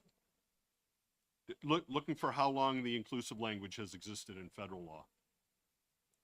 Or maybe Karen. So the last time IDEA was reauthorized was in 2004. So it may have been there before 2004, but at least since 2004, the language has been there. The lawsuit that folks are talking about, the First Circuit decision, was in 2018, interpreting what that meant. And then there was another lawsuit out of Connecticut that started in Connecticut, went to the Second Circuit, and that, I believe, was 2021 when that was decided. Does that help you? Sure, it definitely does. So the federal language has been in there since at least 2004, and the First Circuit Court of Appeals decision was 2018 in the Rhode Island case. Right. So again, that's been out there for It's a been out while, there, too. right? Okay. And then Connecticut was So- 2021, and there's one out of Hawaii as well, and I don't recall what year that was decided. Yeah, and thank you. Did the lawsuits that are generated out in Rhode Island a result of Rhode Island Department of Education messing with this and changing it from 21 to 22 or 21 through the end of the semester? Or No, I think it's just the opposite. I think what happened, I think what started this was, I think it was Hawaii that brought the first case. And when the state actually lowered the eligibility age in that state, and then there was a lawsuit brought to challenge that and to have the court, and it went to the Ninth Circuit Court of Appeals to look at what, whether they were allowed to take advantage of that exemption from serving 21 inclusive or not. And then Hawaii ended up losing, and which established in Hawaii anyway, it had to 21 inclusive was what the law was because of these three factors. operating an adult education program, exactly what we talked about here, what Attorney Bond was talking about with you at the hearing. So, and then following that, lawsuits were filed in these other states. Maine, for example, just didn't, they basically just saw the First Circuit decision and then changed it on their own. And I think a lot of other states already had been serving kids through their 21st year. Thank you. Jennifer, did that occur when you were an attorney for the Department of Education in Hawaii? Okay. Okay, so we have a motion. Go ahead, Ralph.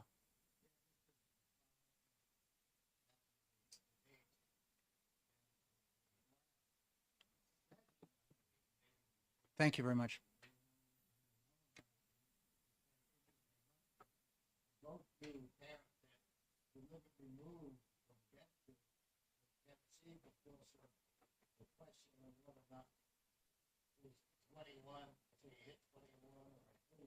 And it was still, yeah, it was in the law, but what did it mean? That was the problem. Some states had that it was until end of age 21, and that was working on changing it to it. And then, so we've been looking at this for a while, and for some reason we keep getting lost. So yeah, I think we need to move on. Yeah. Okay, yeah, we need several people back.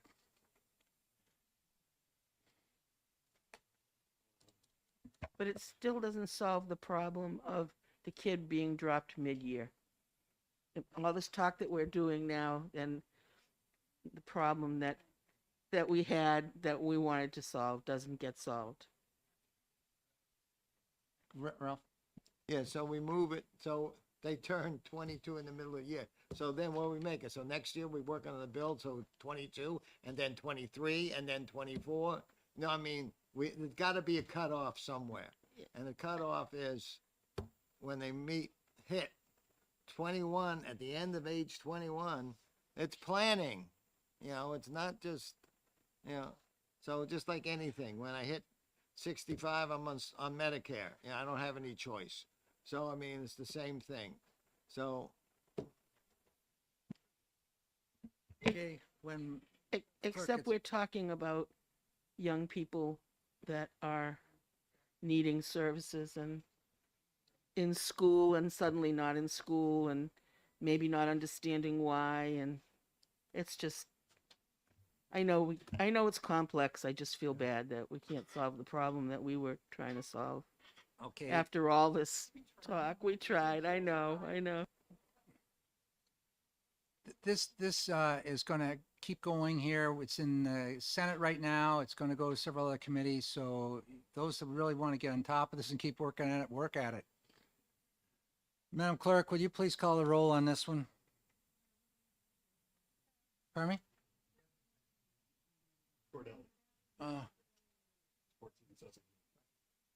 Just hang loose a little bit.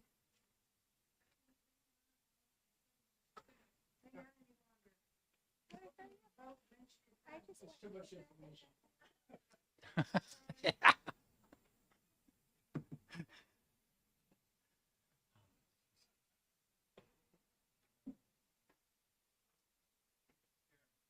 Mm-hmm. In this lapse that we have time we have, could I ask a question that I've held off asking while we've talked about these very important matters of the legalities and so forth? But how do we describe a 21-year-old person as a child? Is that a legal fiction, or I don't mean to be disrespectful. I just don't understand how at some point that terminology doesn't change to person or student or something else. There ought to be something in there. I can envision, as a person who once was an aide to a male child in secondary school, and that person would stand up and walk around the room, pull the shades on the things in the school, and the teacher did her best to keep the class on target. But he was totally disruptive, and I can't imagine what would have happened had he been 21. I could not have controlled it. I can answer the question. I got a 51-year-old child that is it's very subjective term. Okay, Okay. let's go on and call the roll on this one. So we are voting on amendment number 1471H to SB 394 FN. Representative Cordelli, Yes. Representative Litchfield is yes. Representative Bohm, Representative Lakis, Yes. Representative Moffett, Yes. Representative Hobson, Yes. Representative Ford, Yes. Representative Sodi, Yes. Representative Nelson, Yes. Representative Luno, Yes. Representative Cornell, Yes. Representative Tanner, Yes. Representative Ellison, Representative Mullen, Yes. Representative Woodcock, Representative Porter, Yes. Representative Hall, Yes. Representative Sullivan, Yes. and Chairman Ladd. Yes. Okay, so the amendment passes 19-0. Consent? Wait a minute, you're jumping. We got to vote on the bill. So would you like to make a motion? Yeah, Mr. Chair, may I make a motion? Sure. I would like to move Senate Bill 394 Amendment 1488H ought to pass. Is there a second? Okay, who made that? Woodcock or Permy? Okay, okay. So we have a motion on the table. Would the maker of the motion like to speak to her motion? I think we have said much about the topic, okay. Mr. Chair. And how about the second? I agree with Senator Mullins. Okay, so we're the same there. Any further discussion? All righty. Okay. Okay. So we are voting on amendment number 1488H to House Bill 394 FN. Representative Cordelli, No. Representative Bohm, Representative Lakis, Yes. Representative Moffett, No.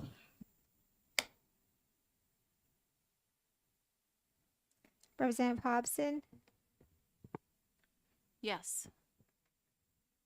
Representative Ford, No. Representative Sodi, No. Representative Nelson, Yes. Representative Litchfield, I'm a no as well. Representative Luno, Yes. Representative Cornell, Yes. Representative Tanner, Yes. Representative Ellison, Representative Mullen, Yes. Representative Woodcock, Yes. Representative Porter, Yes. Representative Hall, Yes. Representative Sullivan, Yes. and Chairman Ladd. No. Okay, so we have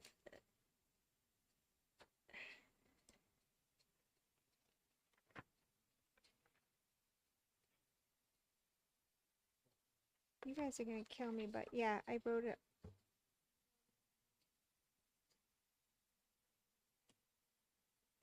You got the outcome there? I don't, because I wrote it. I'm so sorry. I wrote it.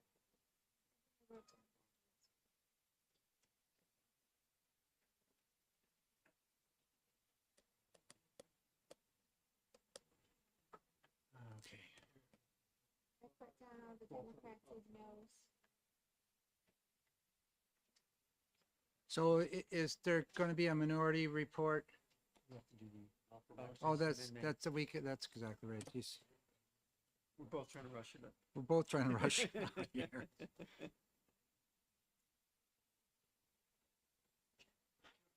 Yes.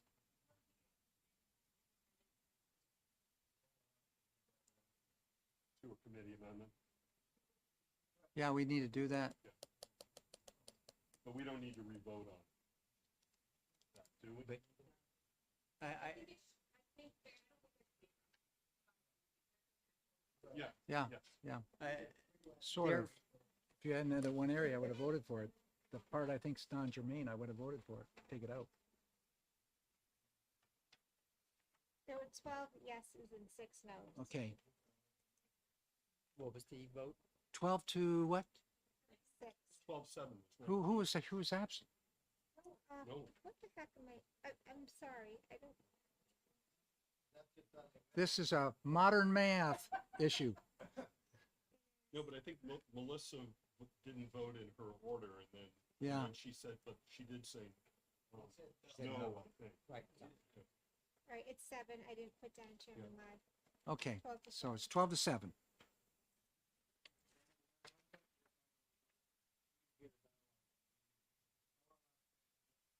We didn't. Well, oh, from Jennifer? Yes, sir.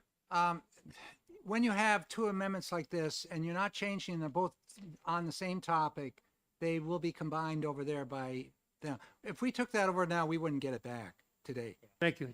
Just curious. Thank you. Yeah. And it's a bill that has to get out. Did Jennifer take off? Okay, if you could do that, because I know they want to get these things into the calendar. Okay, now we have to make a motion Ought to pass. to approve the bill ought to pass as amended. So So, Rev. Cordelli, or who wants to make yeah, that? Glenn makes it. I'll second. Okay. Yes, I'd like to move ought to pass with amendment on House 394, and those would be both amendments 1471 and 1488. We'll second that. Okay, does everybody understand the motion that's before us?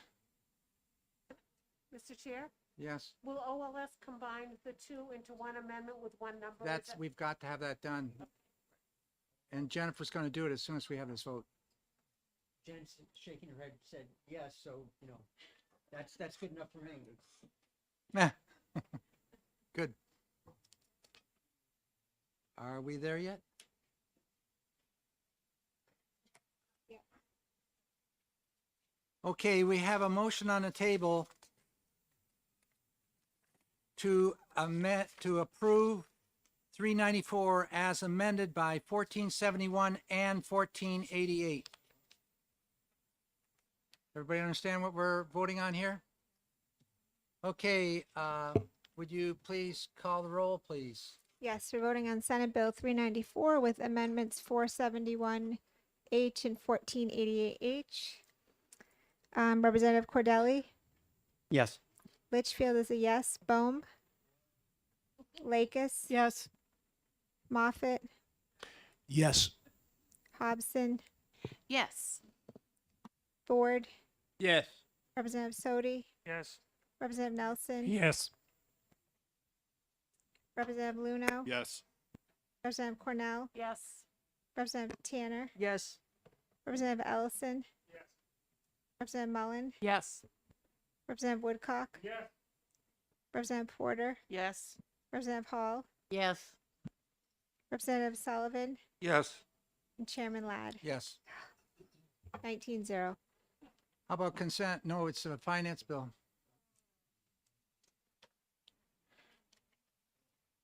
What? Actually, I think we'll try to put it on consent because there's no dollar sign there. Right. And so we'll do that. Yeah, Chairman Ladd? Mhm. Last night at 8, for the combining amendments, last night when I was here in HHS filling in, at 8:30, we finished the third amendment on the bill, and that issue came up. And it's probably the only time that, and the chair and nobody else knew, Lucy Weber and I agreed on something that OLS will combine them Yeah. and fix them. So They've been doing that this year. I know, well, I remember doing it in the past Yeah, too. I mean, yep. yeah. Yep, that But can be done. Like and Lucy Weber agreed with me, so. Okay. That's done. All righty, so. Yeah, we have one more bill today, and that's SB 420.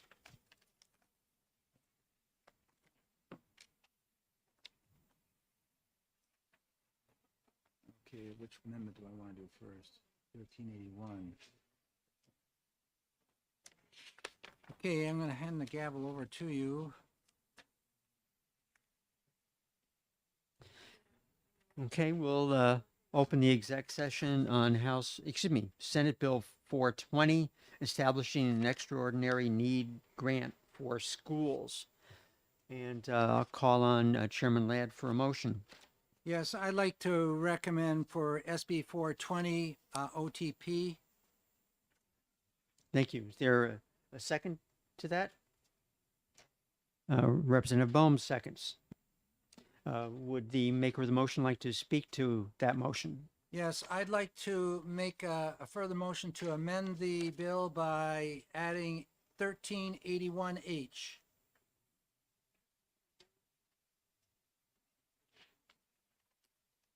Representative Bohm? 8:30, pretty late for you last night, huh? Okay. Representative? No, he was just real shook about agreeing with Lucy, that's all. Okay, 1381 is an amendment to 420. As you know, 420 also is a bill as presented to us that is much like the fiscal capacity disparity aid. That's basically what it is. It's a formula that's very similar to what we've had in law previously at various times in our history here. And the bill further goes on and adds in part 2 the accountability for these grants. And the accountability language is exactly the same accountability that came out of the task force for 2018. Those are the changes to that are incorporated within this amendment. Representative Bohm, anything to add? Questions, comments from the committee? Representative Luno. Thank you very much, Mr. Chair. So the way I understand 1381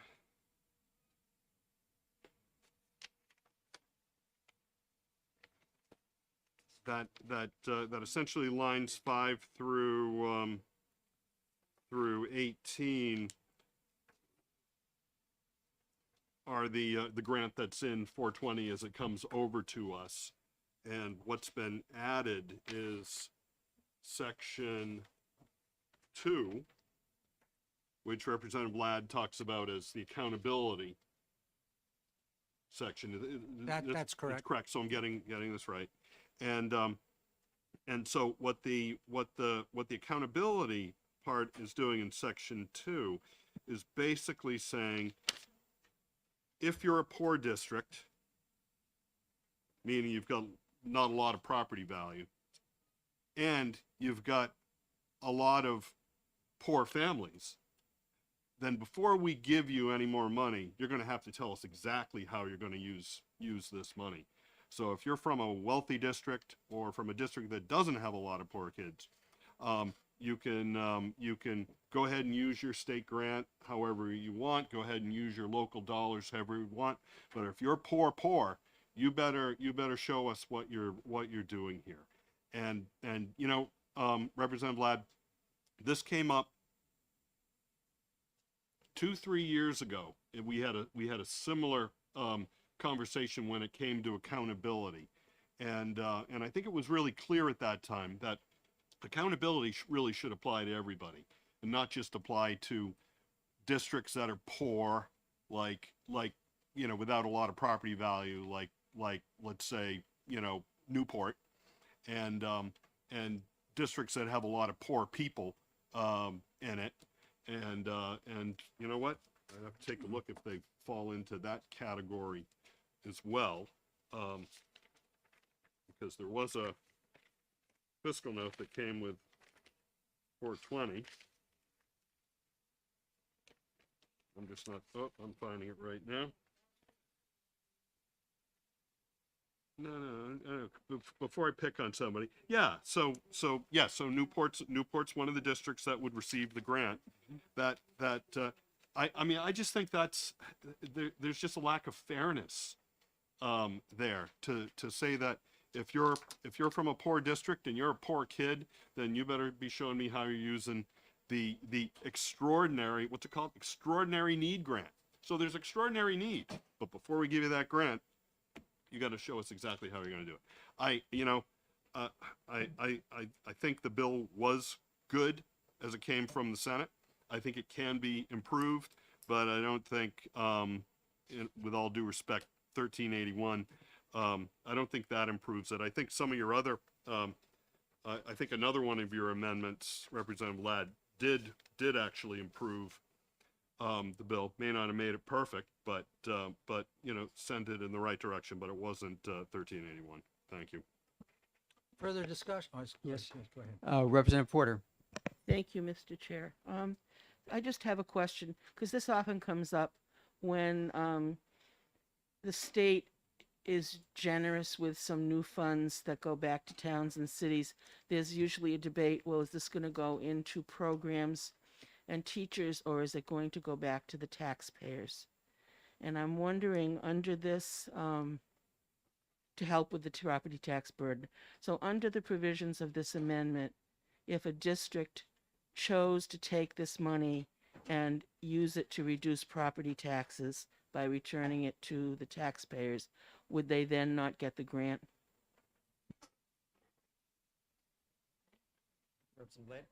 This money is funds which comes down through your adequacy funding formula.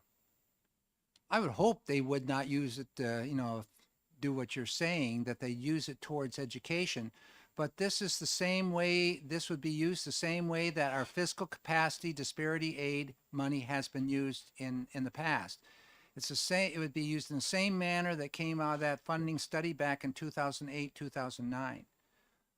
It does require that you submit a plan of how you're going to try to improve education for what you are supposed to use this money towards. And you will also be required to show results and achievement results to the department annually. Representative Lakis. This is not the money that everybody gets. This is the money that only the poor districts get. So no, you're not going to say everybody has to submit this plan. Not everybody gets this money. So this is money over and above what everybody else gets. And what we want them to do with it is something that's going to help those poor kids do better in education. And so that's the point of the accountability. It's don't just spend it on whatever, spend it on something that's going to help those kids. We keep saying, how are we going to help the poor kids? Well, just giving money without any plan is may help the kids, may not. We don't know where it's going to go. So the school has to say, yes, we have a plan for helping those very kids that this is money for. I think that's perfectly reasonable to try to actually improve their education. Yes. Thank you very much, Mr. Chair. No, and I appreciate that. I mean, I think from the standpoint of the, remember, there's two factors involved here. There's the taxpayer, because it's got a valuation component to it, and there's the free and reduced price lunch count, which talks about which is basically a proxy for families that live in poverty, and so I think, in all fairness to Representative Porter's question, given that part of this is really tied to a community's wealth resource, that reducing using it to reduce the local property tax burden in some instances may be the right thing to do. I want to point out also that in House Bill 2, there was a grant called the Swept Reduction Supplemental Payment. And it came in at $15.2 million, so about $1 million more than the Extraordinary Need Grant.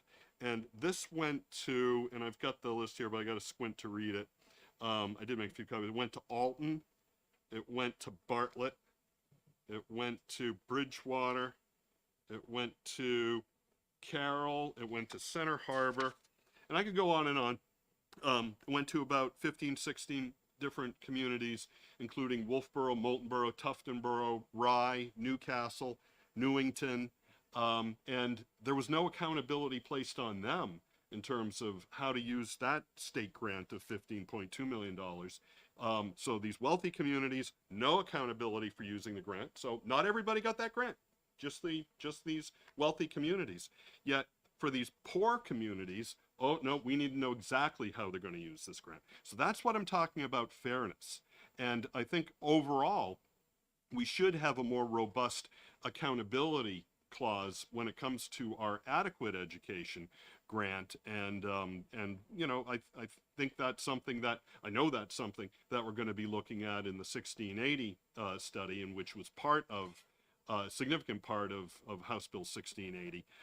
So I do take accountability seriously, but I don't take accountability as a measure that we only foist upon communities that have extraordinary needs. Representative Porter. Thank you, Mr. Chair. It's Representative Lekis made some comments that have me really concerned, because the assumption seems to be that a poor community and a struggling school is not doing everything it possibly can to help the children learn, because I know that that is not the case.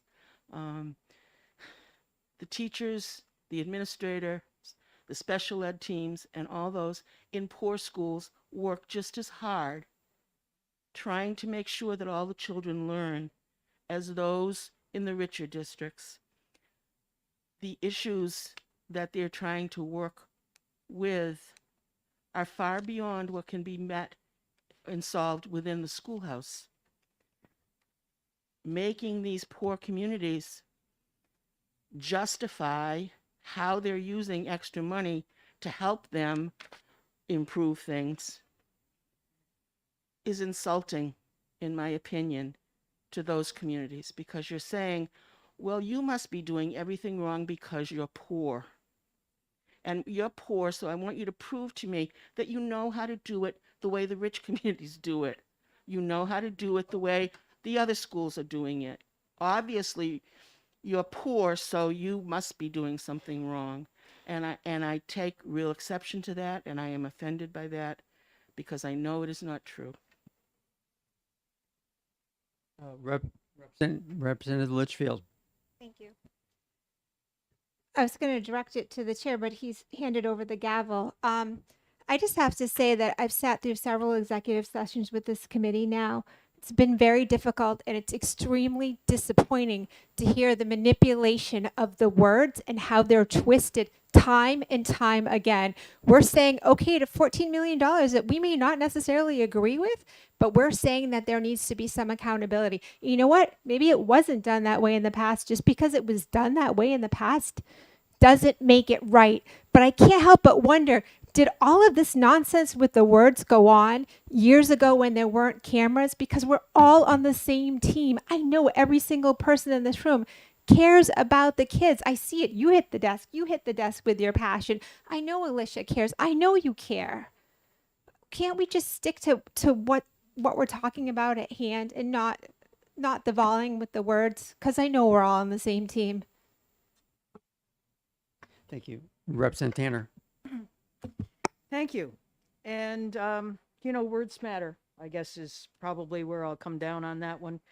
That accountability is important. And this, this particular amendment outlines a lot of accountability for these people, these schools that are poor schools, I guess we'll call them, through the oversight of the Department of Education in identifying the program and plans, then to have an assessment, either a statewide assessment or some way of improving instruction and learning, identifying pupils' learning range, and that it's going to be something that, you know, measures student academic achievement.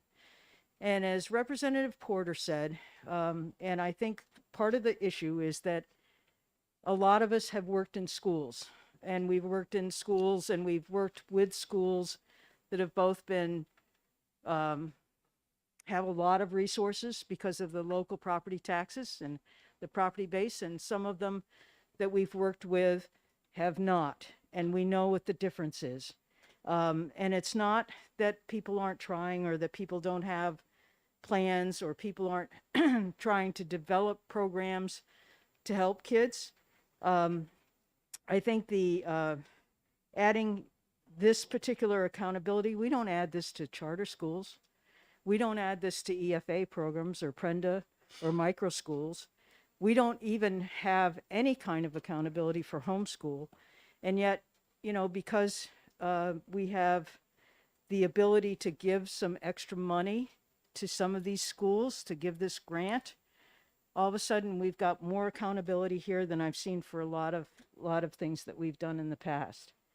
And I think it's, as Representative Porter said, and I know teachers who teach in Newport, teachers who teach at Kearsarge, and that's a real rich district versus a real poor district, that those teachers are trying as hard as they can, and that they teach because they want the kids to succeed. And oftentimes at this level, and one of the reasons I'm here is because when I'm teaching, I thought it was at this level, decisions were made that put politics into my classroom that made it more difficult for me to teach and didn't affect the student achievement. So yeah, I think this accountability is too binding and on some level insulting to some of these schools that are going to get it. And I think it also could be a way to say, well, we give them money and nothing changes. You know, that's another thing I've heard, is that you can't just throw money towards education and make a difference. And it makes a difference. I don't care what you say. The schools that have the resources have better student achievement than schools that don't have the resources. And until we address the school funding issue on the basis of school performance, rather than on property tax base, you know, nothing's really going to be changed a whole lot. Thank you. Representative Hobson. Thank you, Mr. Chair, and thank you for taking my question. You know, I have a question about what is school success, because I can't figure out if we're measuring school success by the amount of money that you spend on a student or what their grades are, because my town doesn't qualify for any of this aid, but yet my elementary school went from number 58 to number 122. So could someone explain that to me? Maybe you, Mr. Chair? Mr. Chair, just, and on what basis was that drop in from one thing to the other? What was it on? That was the ranking, the state ranking of the school. Ranking based on what? On the DOE. What I don't know based on what. How does the DOE rank schools? On testing. And growth. Further discussion? Yeah. Representative Woodcock. Thank you. I'm sorry to Representative Chair Cordelli. This is edification. It's not a point of, it's just a point of information. Yeah, thank you. It's just a point of information, if you can. So this grant is going to change if I understand it right, change the formula, so it becomes an annual, the increase to be annual. It's not a one-time funding. That's just a question. I'm trying to find a loophole. I'm trying to get an answer. Representative Land, I think that's correct. This is a grant. It's not a continuous. It's there for FY23 and FY24. If you look at the fiscal note, you'll see it drops from $14 to $9 million. Right. It's based upon demographics, population. It's something that we've had. There's been a fiscal capacity disparity, a type grant awarded for as long as I can recall being in this house. We've had something there similar to this. It's much like we have some federal money that comes down to us through the Elementary Secondary Education Act, which is designed, years ago, we used to call it Title II money, and the money which we used for remediation in schools, which we're required to, and it went to schools normally in my districts or where I was, that were those districts. There's a direct correlation between achievement and the level of economics within your community. And in the communities which are receiving this, there's a high incidence of needs for achievement, especially in the subcomponents, so subgroups within, which we're not seeing that going on now. In order for us in this state to really show growth and achievement the way we do need to have some methodology in ascertaining. We do that sort of through the statewide assessment, but this also allows through this language right here that you may do it through your local assessment to ascertain whether this is being used or whether you're accomplishing what you need to accomplish. Much like the feds ask us on the Elementary Secondary Education Act when we receive those funds for remediation. Okay, thank you. I was just asking because looking at line 30, we're talking about the annual program reports. The annual report is going to align itself with the annual funding and not just a one-time grant. That's why I was questioning that. Thank you. Yeah.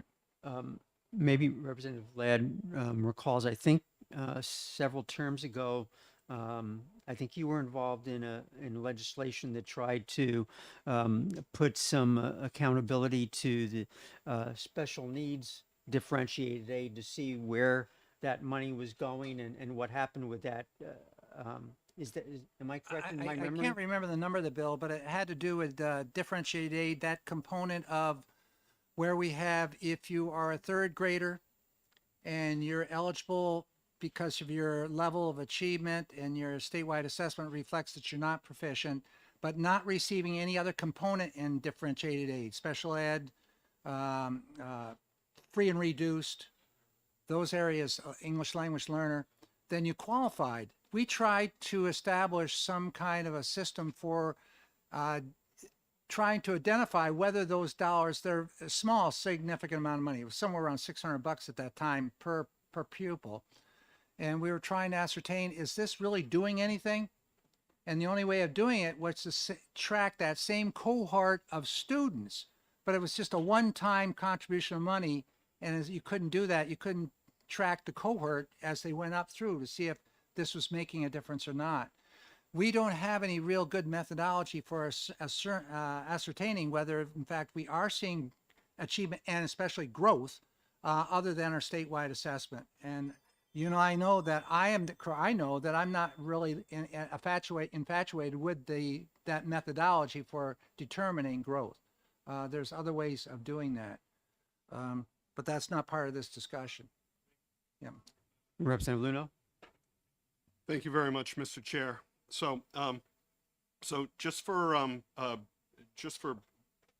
potentially technical support on the comment I'm going to make, we do have Mark Manganiello here from the department, who I think created the fiscal note, I'm sure, on this bill, but also has extensive background in and Rick and I worked very closely with Mark and Mickey on House Bill 709 back in 2019.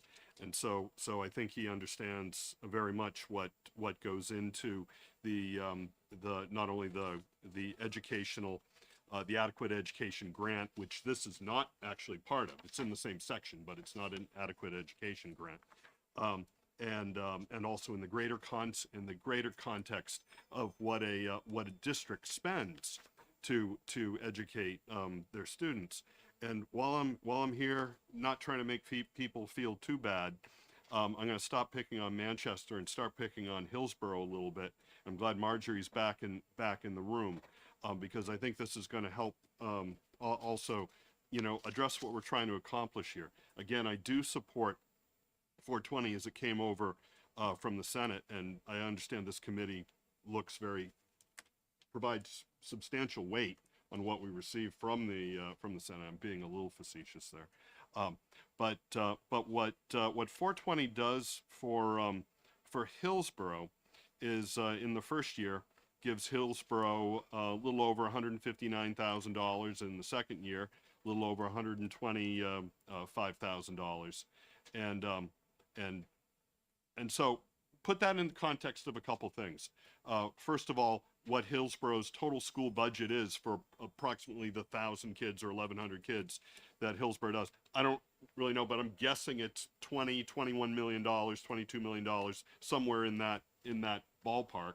So this is $159,000, and also at that spending level at Hillsborough's average student is achieving at about the 15th percentile, 20th percentile statewide. So 50th percentile is obviously state average. So they're well below state average. I'm not trying to make you feel bad, Marjorie, because your teachers and the families are trying as hard as they can to provide a strong education for their kids. In fact, Hillsborough and Hopkinton used to be rivals on the playing field, and now we're allies on the in many sports, and have a terrific association together. But Mr. Chair, actually, Representative Ladd, I'm really trying to figure out how much you expect $159,000 on top of Hillsborough's $22 million budget to move that needle from current achievement at the 15th percentile to anything else. So, and yeah, that's what I'm putting out there. Representative Lakis? Since 1970, we have quadrupled, and that's factoring in the value of the money. Quadrupled the amount of money that we have spent on education, and yet our outcomes are straight. They're a line. And if you look at a map, if you look at a graph of the amount of money each state pays per pupil versus the outcomes, it's like somebody threw a piece of sand on a piece of paper. There is no correlation whatsoever between the money spent and the outcome. And as long as we keep looking at just spend more money, and don't look at what are the underlying issues. Why are we still, with all the money we've spent in the last 50 years, why have our outcomes not improved? It's clearly not money. It's something else. And as long as we keep looking at money, we're never going to find what that something else is. Yes, we may be near the top in the federal, rankings, but our students still are not that proficient. And many of our students, like you said, 15%. But if as long as we keep saying, well, let's give this money and just give this money, that we're not going to pull them up. We need to figure out what the problem is and solve the problem, not just do the money. And so perhaps with this little bit of accountability that says, what was your plan and how did you do? We might find that one school does come up with something that, you know what, this works. And then we can spread that across all the schools. But as long as we just give money and don't ask, what are you doing with it? And did it help? How are we going to get there? Would you like to start, and then Representative Tanner? Thank you very much, Mr. Chair. So the adage is money does not buy happiness. I get that, and we see that all the time. Money does not necessarily always buy results. It depends on how it's spent. The Department of Education has a tremendous amount of information on how districts spend their money. And I'm sure Mark would be able to talk about that if there was a question that came up on that. What the School Funding Commission learned is that there is a very strong correlation between student outcomes and poverty, and student outcomes and lack of resources.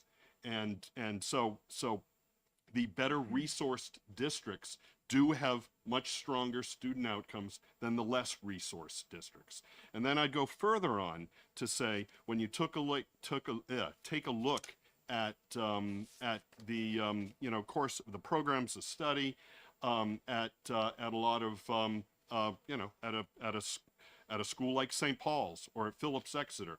Obviously, those schools have straight tuition that is probably 3 times the average of what we're spending here on an average public school in New Hampshire. So I guess what I'm saying is, no, we have a lot of data on how schools are spending money, what their outcomes are, and that can certainly be correlated with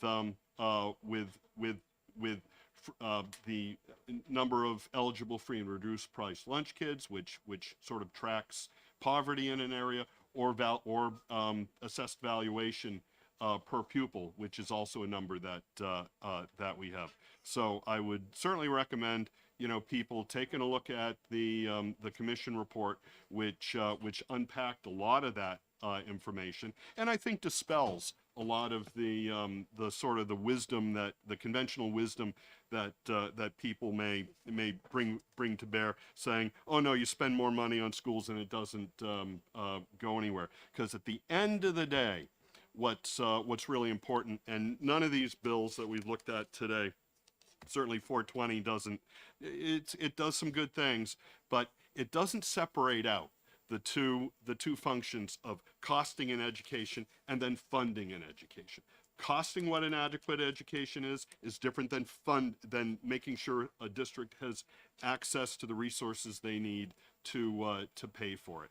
And the cost of an adequate education, the way it's defined in current law, the way that 420 essentially continues it, is a one-size-fits-all proposition. And the fact we don't have one-size-fits-all communities in New Hampshire. So what 420 does in the very positive side is recognize that different communities have different resources available to them through their assessed valuation, and different communities have different cost factors associated with an adequate education, as determined by the free and reduced price lunch piece of 420. It still blends them together, but it does, I think, follow some of the tenets that the School Funding Commission found, and that's the reason I support, and I'm quite certain the reason why Senator Waters, Senator Khan, when they were here, both indicated their support, bipartisan support for Senator Hennessy's bill here. I didn't hear any of them air support for stringent accountability measures. But anyway, the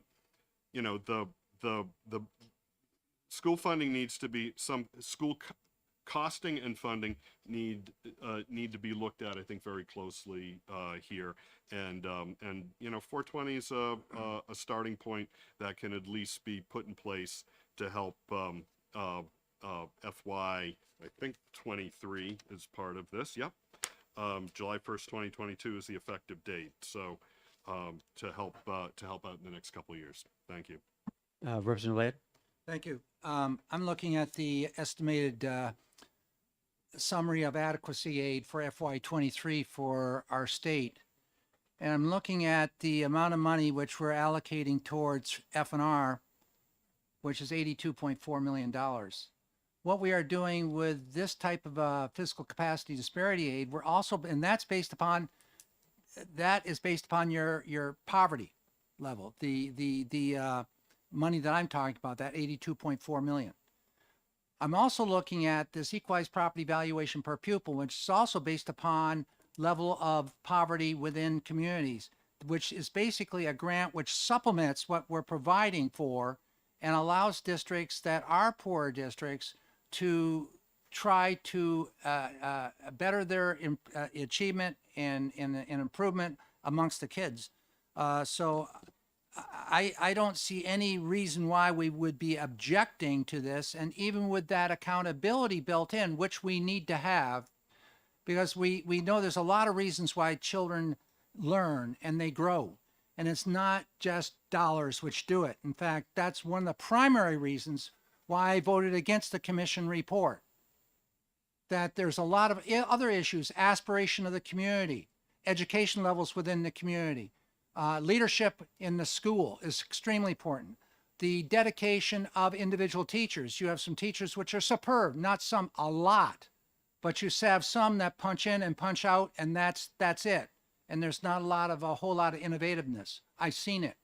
It's a minority, but it's not the majority, but you have it. And those districts which are supervised properly and have everybody playing on the same team, and the doors just don't close, and it's my bailiwick, and I'll do what I want to do. You work cooperatively and collaboratively together, you're going to see growth. So there's a lot of issues which come into play in growing. Yes, you need the dollars. This all contributes to great education. All best practices. May I? Representative Tanner? Thank you. First of all, I always kind of bristle when I hear how much things have quadrupled in cost, because I started teaching in 1969, 70. My first salary, and I was at the top of my entry level because I had a master's degree at the time, was $7,000 for the year. Okay. And I bought my first new car that year, which was $3,000.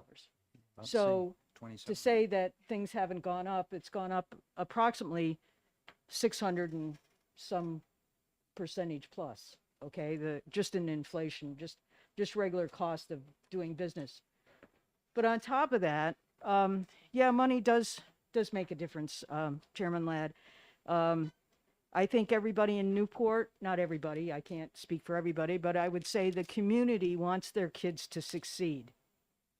They want them to be educated, and they want to give them the best possible opportunity.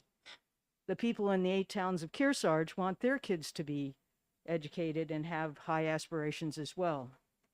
The difference is that a teacher over in Newport at the top of the teaching schedule, if there was an opening at Kearsarge for that, or Hanover for that, or Bow, for that teacher to change, probably would get like a $10,000 to $20,000 pay increase just in the change, if they were able to change.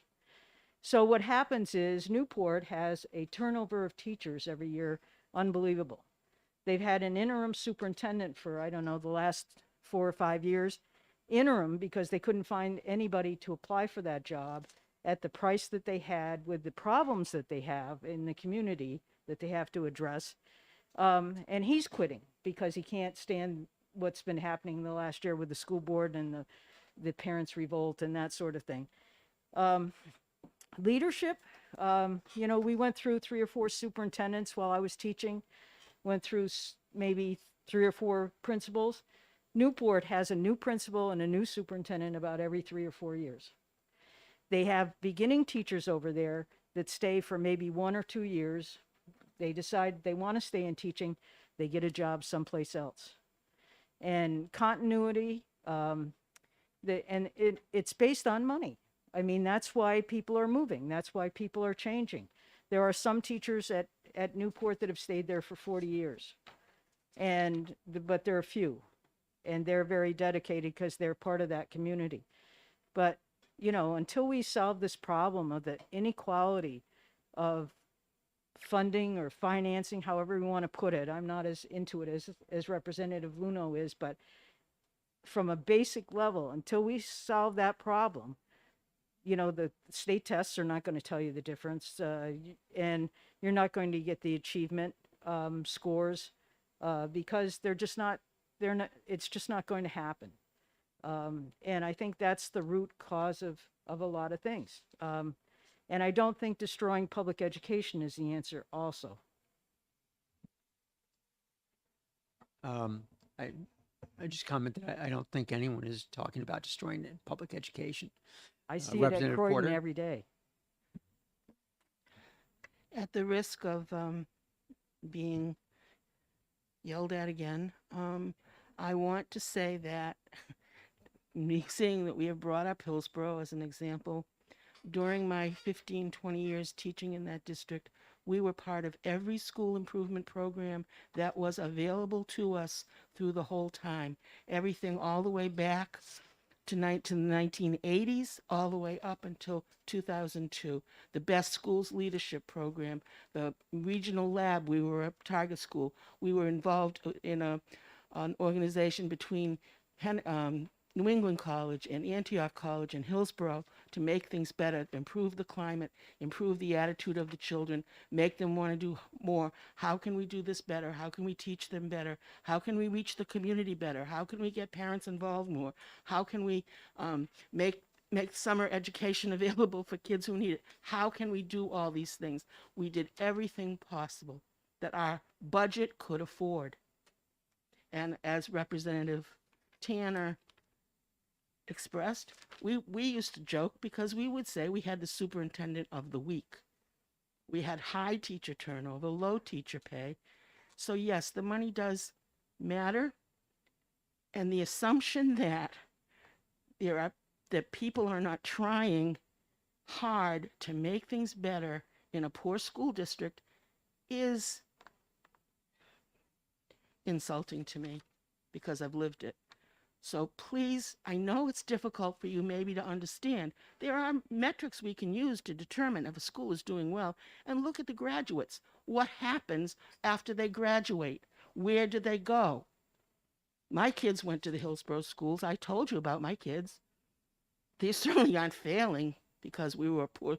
We had low test scores. And all of their compatriots, all of their peers are doing well. So those are ways that we should look, not necessarily at some artificial test score. Thank you. Representative Lakis.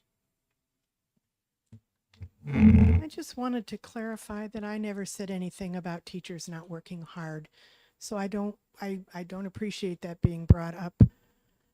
I was talking about plans for different ways of doing things, which you've been working on, which has nothing to do with how hard teachers are working.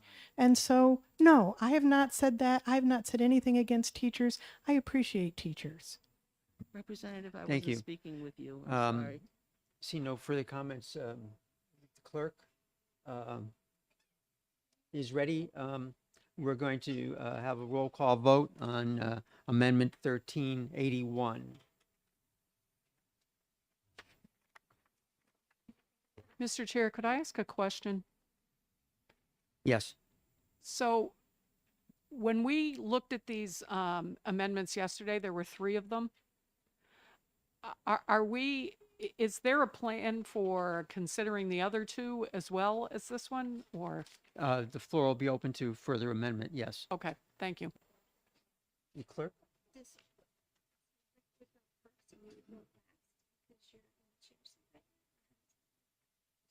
Doesn't make any difference. Either way. You want to do it that way? it doesn't What's the matter. best way that you don't get confused? There is no good way. There is no good way. I tried to change the order, but Okay, just call the names. all right. Does Melissa want a hint on if rather than check, are you? No, what she's concerned about, see, he's acting as, because I'm making motions. Oh, right. So do I go first? Yeah, Put me first or put him first? I was just talking about. I just want to say, sorry, because that hint is what got me into trouble, because if it's unanimous and I go down the row 1 to 19, it's simple, right? But when we start jockeying back and forth and you're doing 1 and 2, that's what, no, So the tally system. I'm old and it works. Okay, and tell us to slow down if we're going too fast. Yeah, I was just gonna say, a clerk's hint is rather than using checks, write a number down, like 1, No, 2. that's what got me into trouble. Okay, all right. Yes. Whatever works for the clerk works for us. All right. So Representative Ladd, Yes. Representative Litchfield is yes. Representative Bohm, Yes. Representative Lakis, Yes. Representative Moffett, Yes. Representative Hobson, Yes. Representative Ford, Yes. Representative Sodi, Yes. Representative Nelson, Yes. Representative Luno, No. Representative Cornell, No. Representative Tanner, No. Representative Ellison? No. Representative Mullen? No. Representative Woodcock? No. Representative Porter? No. Representative Hall? No. Representative Sullivan? No. And Representative slash Chair Cordelli? Yes. Okay. So 10-9. Does, Yes. does Representative Ladd have further amendment? Yes, I would like to move Amendment 1384 to SB 42 or 420 as ought to pass. Is there a second? Representative Bohm seconds. Would you like to comment on your motion? Yes, I would. This amendment is adding one more piece of the puzzle to this bill that we've been just working on. We have the Hennessy bill in the accountability section, and this adds in a section 4, which deals with the opportunity for an adequate education, looking at our differentiated aid, the component of special education. And what this does, it breaks special education aid down into 2 separate categories. A category A, which allocates $2,037.11 to those special education IEP areas, which are part of that category A. And then it also provides $3,367.08 for the category B, which includes the other 10 categories of IEPs within it. Weighted formulas for students that have handicapping condition are widely used throughout this country. Well over 30 states are now doing this, well over. We have had sort of like a hybrid model right now, dealing with the category of CAT aid, and then we have this category for all students. So it's not really a weighted formula, but it is a hybrid. What we're looking at now is giving specific weights, a weight of 0.54 of the amount of the base adequacy to the students in the first 2 or 3 IEP in identifying disabilities that come under category A. And then within category B, the other 10 are funded at a different percentage. That percentage is roughly around a 0.8 4 or thereabouts. I'd have to look that up, of the base adequacy amount. Let me turn to that page so I can give you the specifics.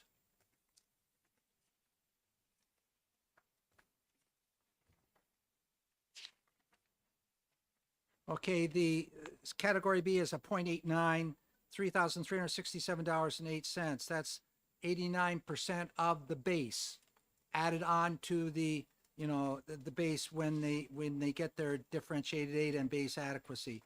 We have within our education funding formula several components which are constitutional mandated areas. That's the cost of and every student gets the same amount of money in the state, regardless of their community's wealth or poverty. They get the base cost, and then they also, in the base cost, would be $3,786.66. Then you add in the areas that they get for differentiated aid if they qualify. And of course, to qualify under special ed, you have to have an IEP, and it's based upon one of those categories. Weighted categories have been used for many, many years in these other districts, and I think it's only fair that we do that. We know that it costs a great deal more money to have a student receiving orthopedic services, or a child that has traumatic brain injury, or multiple handicaps, or has an area that is one of those high cost, high need areas of special education. Now, there are some kids in speech that only get a few minutes per week, maybe 30 minutes, maybe more, maybe less even, but there are also some that get more than that. So yes, it could be considered high needs, but when you boil it down to what is the average cost of those categories, per person, it comes up much more money is needed for those in the upper levels. We have not been funding it at the levels we should be ever since I arrived here in the House, and I looked at the formula which came out of 2007. It's a flat per capita cost that we've been funding in differentiated aid. All students that have an IEP are treated the same, with the exception if you're a CAT aid, then, but the district has to kick in a significant hunk of dollar there. That's something we need to look at down the road a ways here. And I suggest we look at it quickly. It wouldn't be this year, but we've tried to do that. And other years have tried to drop that 3.5 times to 2.5 times. That comes up to a lot of money. And, but it takes a lot of money to educate students too. And I concur and I agree on that. And this is one area where I feel it's necessary that this element within the adequacy formula be changed, and we change the policy so it's more reflective of needs. I'm not saying we're getting there all the way, but just to change this one area, the category B, from a 0.54 to a 0.89, we're increasing it somewhere between $14 and $15 million.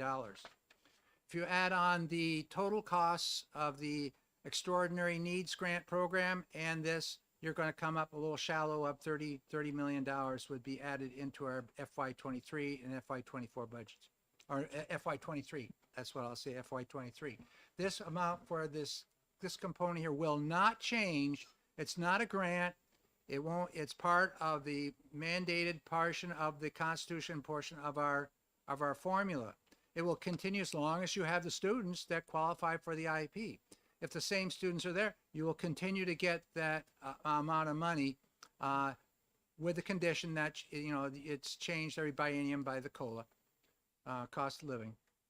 So I guess that's quickly. I don't want to go too much longer here on this. We've discussed this previously. Yeah, thank you. I'd be glad to take any questions if it's necessary. Thank you. Representative Bohm as second. Yeah, second, yeah, and just to clarify things, I hope, this amendment, 84, keeps 81 and adds on page 2 from 15 down.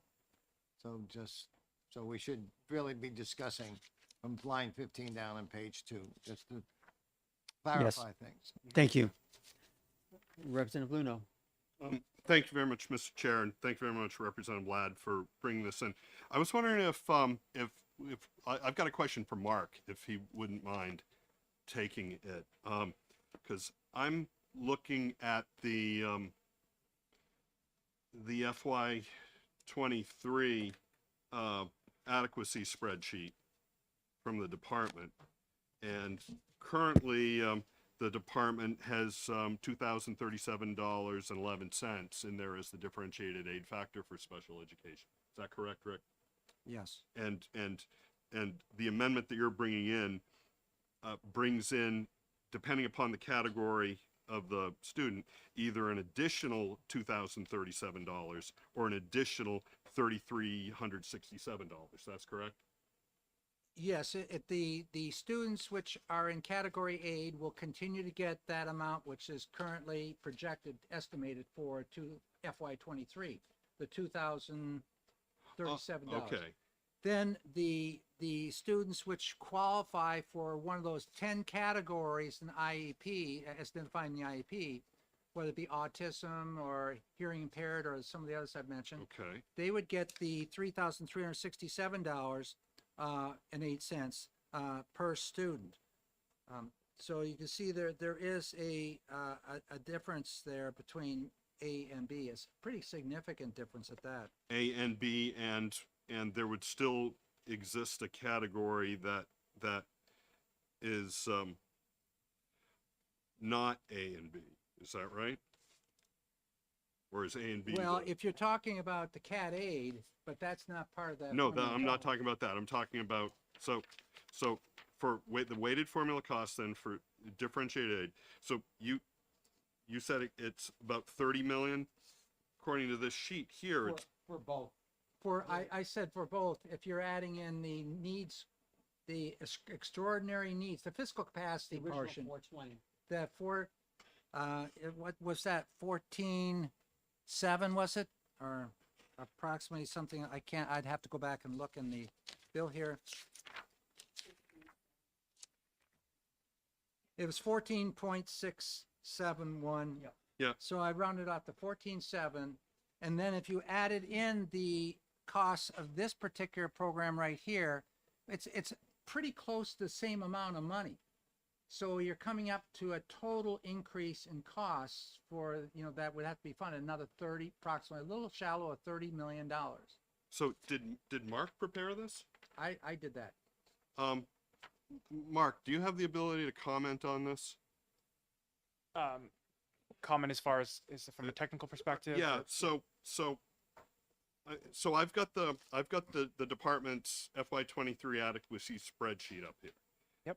And if I just increase the make sure the $2,037.11 that's in there now for special education, and I just bump that up to 4,000, which doesn't even doesn't even come close to categories A or B. If I just bump that up to 4,000, it comes to $119 million. No, you're not. What am I? What You're am I missing. You're missing there. Category A has 18,000 plus students in it. Yeah. Category B has 11,000 students in it. So the total universe. and of special ed for students. That's the total universe of special ed students. I agree with That's that. right. So roughly 30,000 yeah. kids. So at a minimum, if everybody was just category A,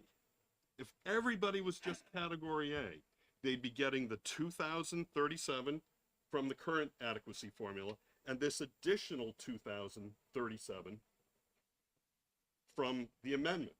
If everybody was just category A.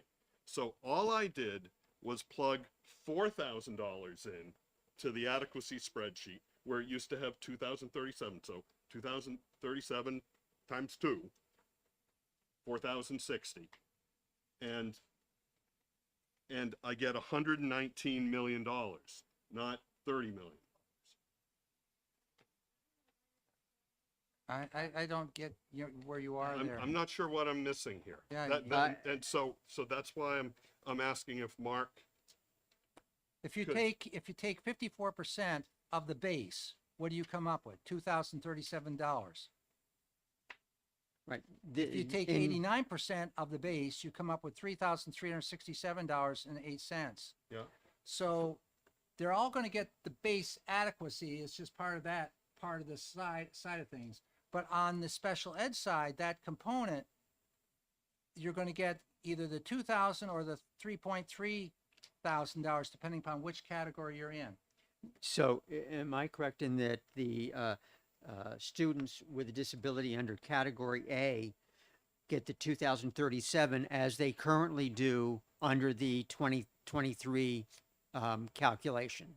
Correct. But then if those students qualify instead for category B, instead of that $2,000, they get the Okay. $3,367. That's right. And it comes up to a total of $75.5 million.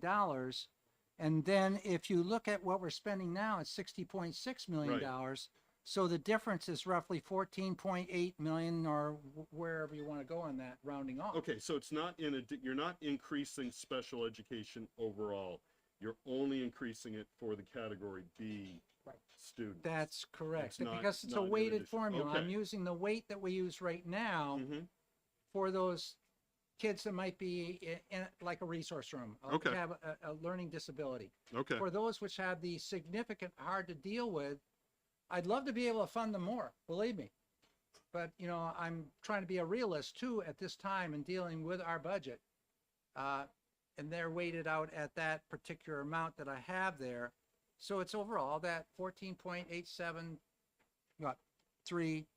going on increase. just to I think we've figured it out, but just to clear up, I've sort of eyeballed Representative Ladd's numbers here, and I haven't ran the spreadsheet myself, but just eyeballing it, the numbers appear to work. Okay. So we'll if this passes the House floor, then we'll have a fiscal note. Okay.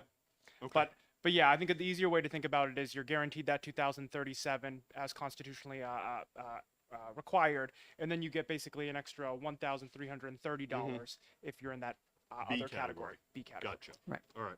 Good. Thank you for your explanation, Mark. Any further questions for Mark before we let him get back to a more comfortable seat? Out of the hot seat? Seeing none, thank you very Well, much. Marjorie might have one.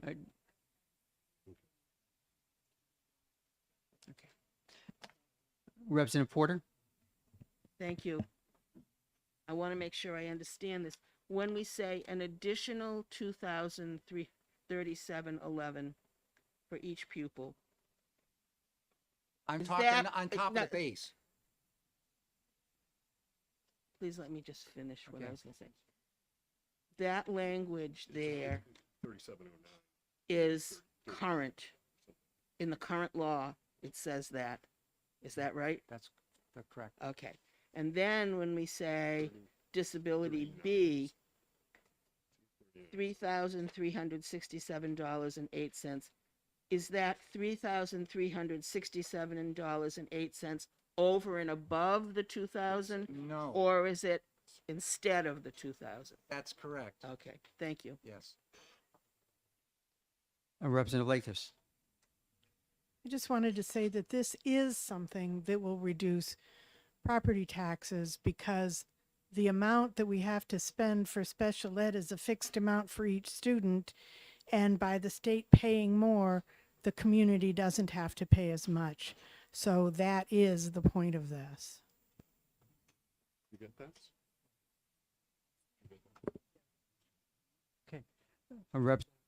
It might not make property taxes go down because it could enable school districts to provide the special ed that they should be providing so that we don't have the problem that was brought up this morning. Well said.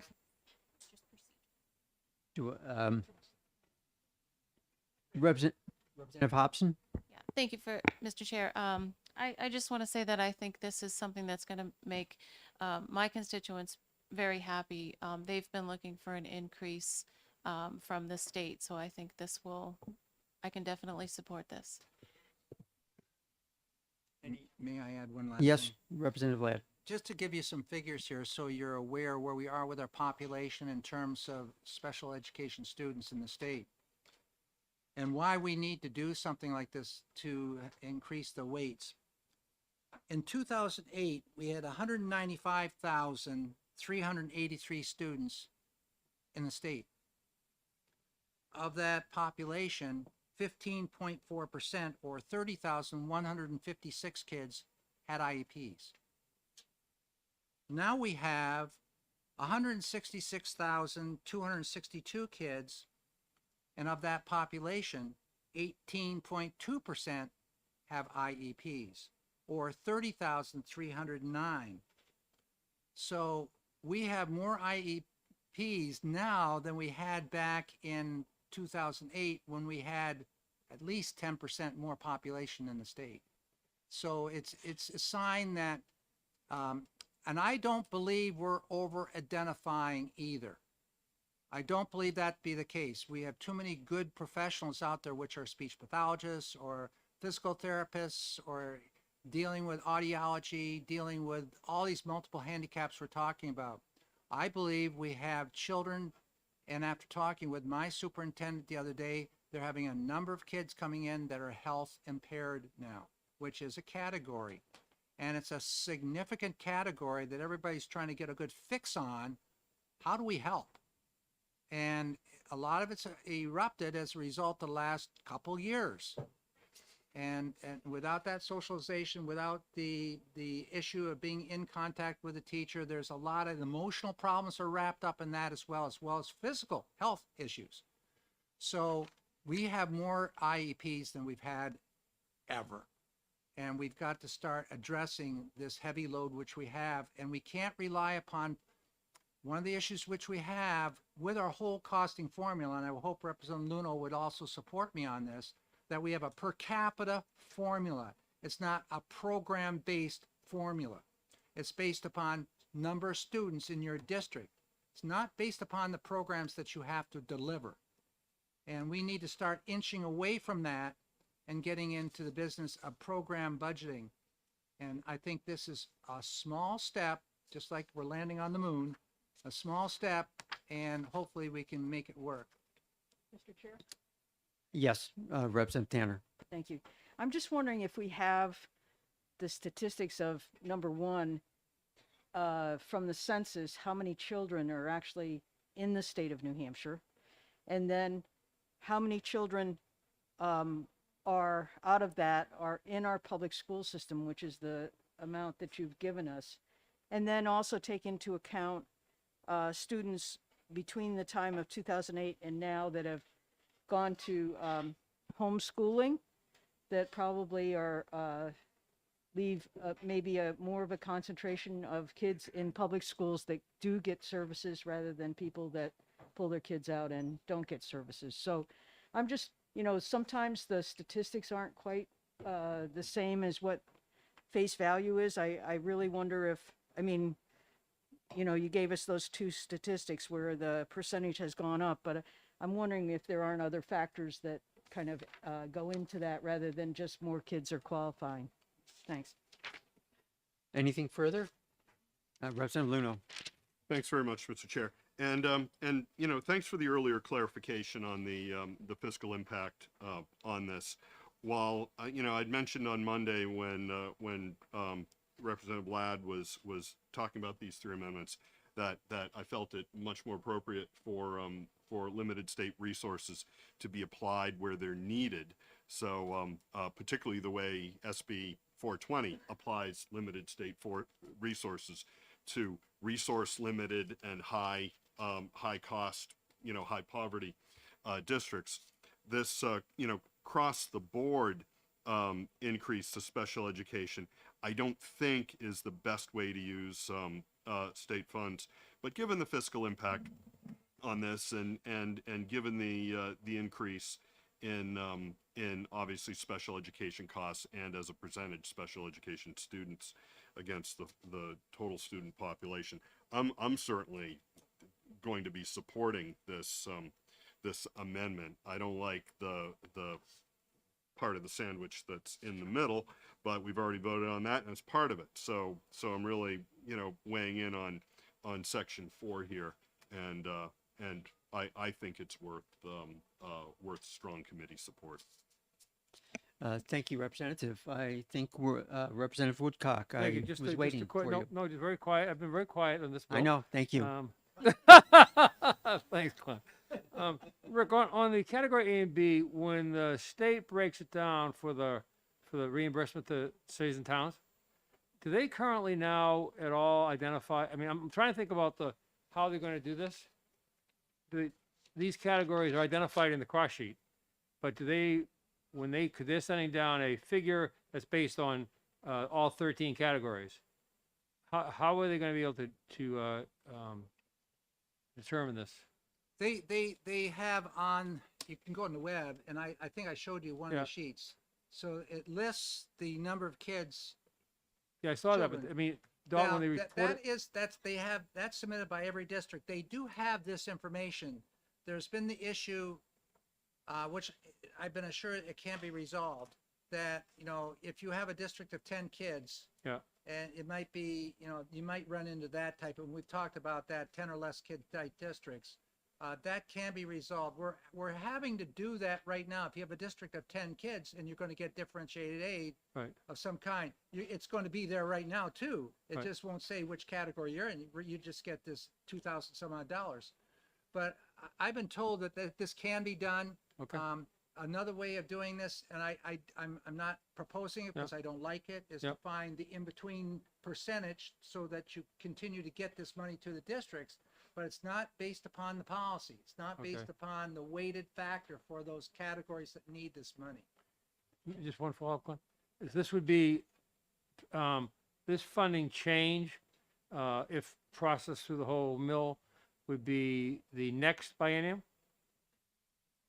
The effective date of this is when it would be allocated to but remember, it's always a catch-up 1 year behind. Right.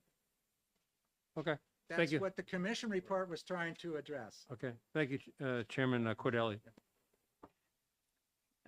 Representative Hobson, did you have a last comment? Oh, sorry. Yeah, I just was looking at SB 420, and it says that it'll take effect July 1st, 2022. So does that mean this will all be in effect? Okay, thank you. Madam Clerk, whenever you're ready. This will be a vote on Amendment 1384H. Representative Ladd, Yes. Representative Litchfield is yes. Representative Bohm, Representative Lakis, Yes. Representative Moffett, Yes. Representative Hobson, Yes. Representative Ford, Yes. Representative Sodi, Yes. Representative Nelson, Yes. Representative Luno, Yes. Representative Cornell, Yes. Representative Tanner, Yes. Representative Ellison, Representative Mullen, Yes. Representative Woodcock, Yes. Representative Porter, Yes. Representative Hall, Yes. Representative Sullivan, Yes. and Representative Cordelli. Yes. So the motion carries 19-0. Representative Ladd, do you have a further motion? Oh, you have a, Is he bringing another amendment? You're No. bringing another amendment? I'm not bringing another amendment. Is the bill open to further amendment?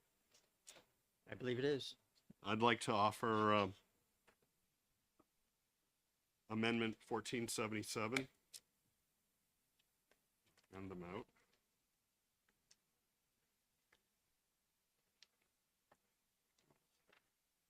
Okay, I'm going to ask Jennifer for a question here. Taking to the point we're at right now, we've identified with two amendments. The latter amendment had the first amendment incorporated into it. So if in fact nothing else is done, and I'm not trying to say anything, but I'm just trying to get some process here. What happens to that first amendment?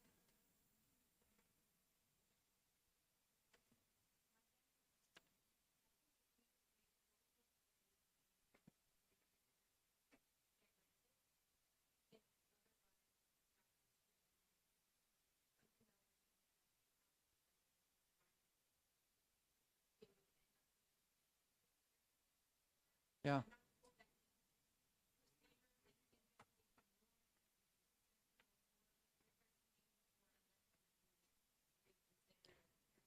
I think the way this amendment's drafted is it would be compatible because it replaces only two parts in 19840F in the original bill, and it's those same two parts that were in both amendments that we just passed.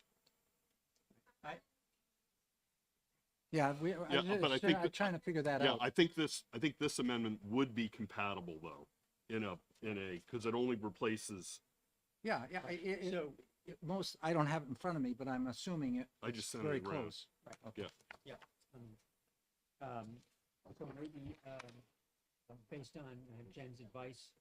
maybe based on Jen's advice, if there'd be a motion to reconsider our vote on Amendment 1381. Mr. Yeah, Chair, because it's already in 1384. Right. Mr. Chair. Representative Bohm?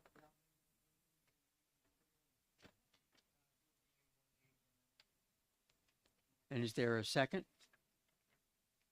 Why do we have to do that? Okay, Ford. Ford, you have that, Madam Clerk? Mr. Chair. What is this On, gonna Yes. on the floor, if a What is bill this is gonna do? amended twice, the second amendment is the one that holds. Oh, I'm just wondering, it doesn't work that way in committees? But I Yeah. think what we got here, we have one amendment that has exactly what Yeah. the other one has in it, and it's gonna save some time over there with Paul Smith. If we just, get rid of the first one and then move forward with that second one and take action, which we have Addis in front right now.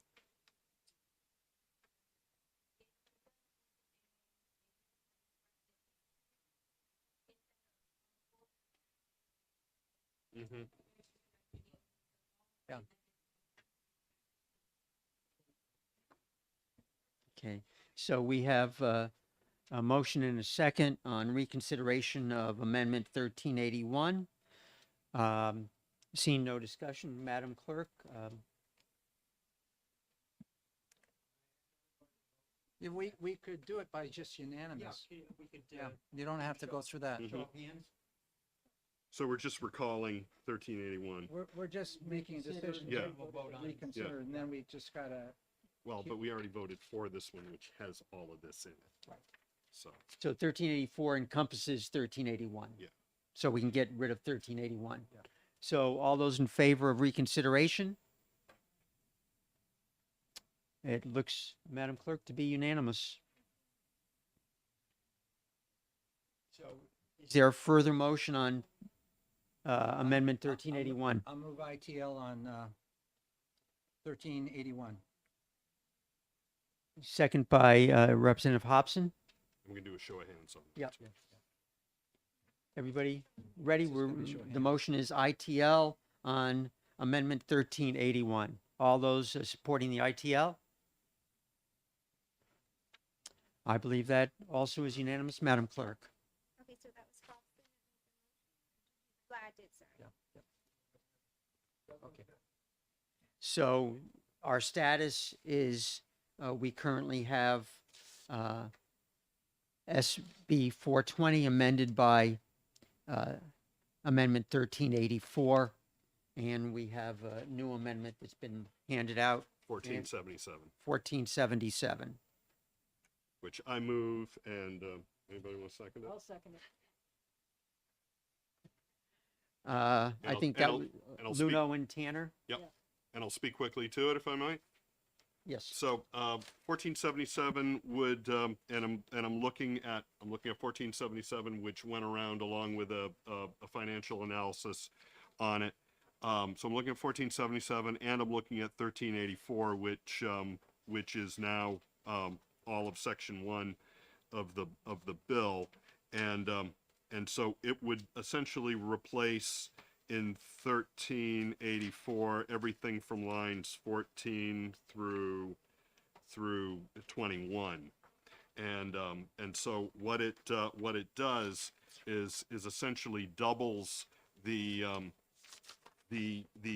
extraordinary needs grant for districts that have less than $6 million in equalized valuation per eligible free and reduced price lunch pupil in the ADMR, and what it does that by increasing the highest amount grant from $650 to $1,250, and then it bleeds it down for every dollar of equalized valuation per special ed pupil between $1 million and $6 million by, and you can see it on line 8.00025 and show you how that calculation was made.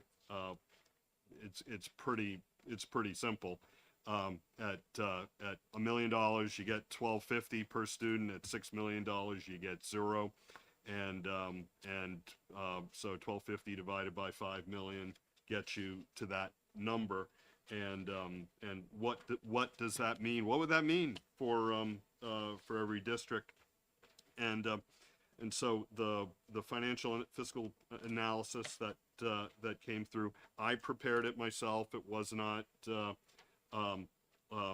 LBA, but basically I took the valuations from the Department of Revenue Administration's latest valuation sheet. I used valuation of all property less utilities and railroads, which follows the language that was in Senator Hennessy's original bill.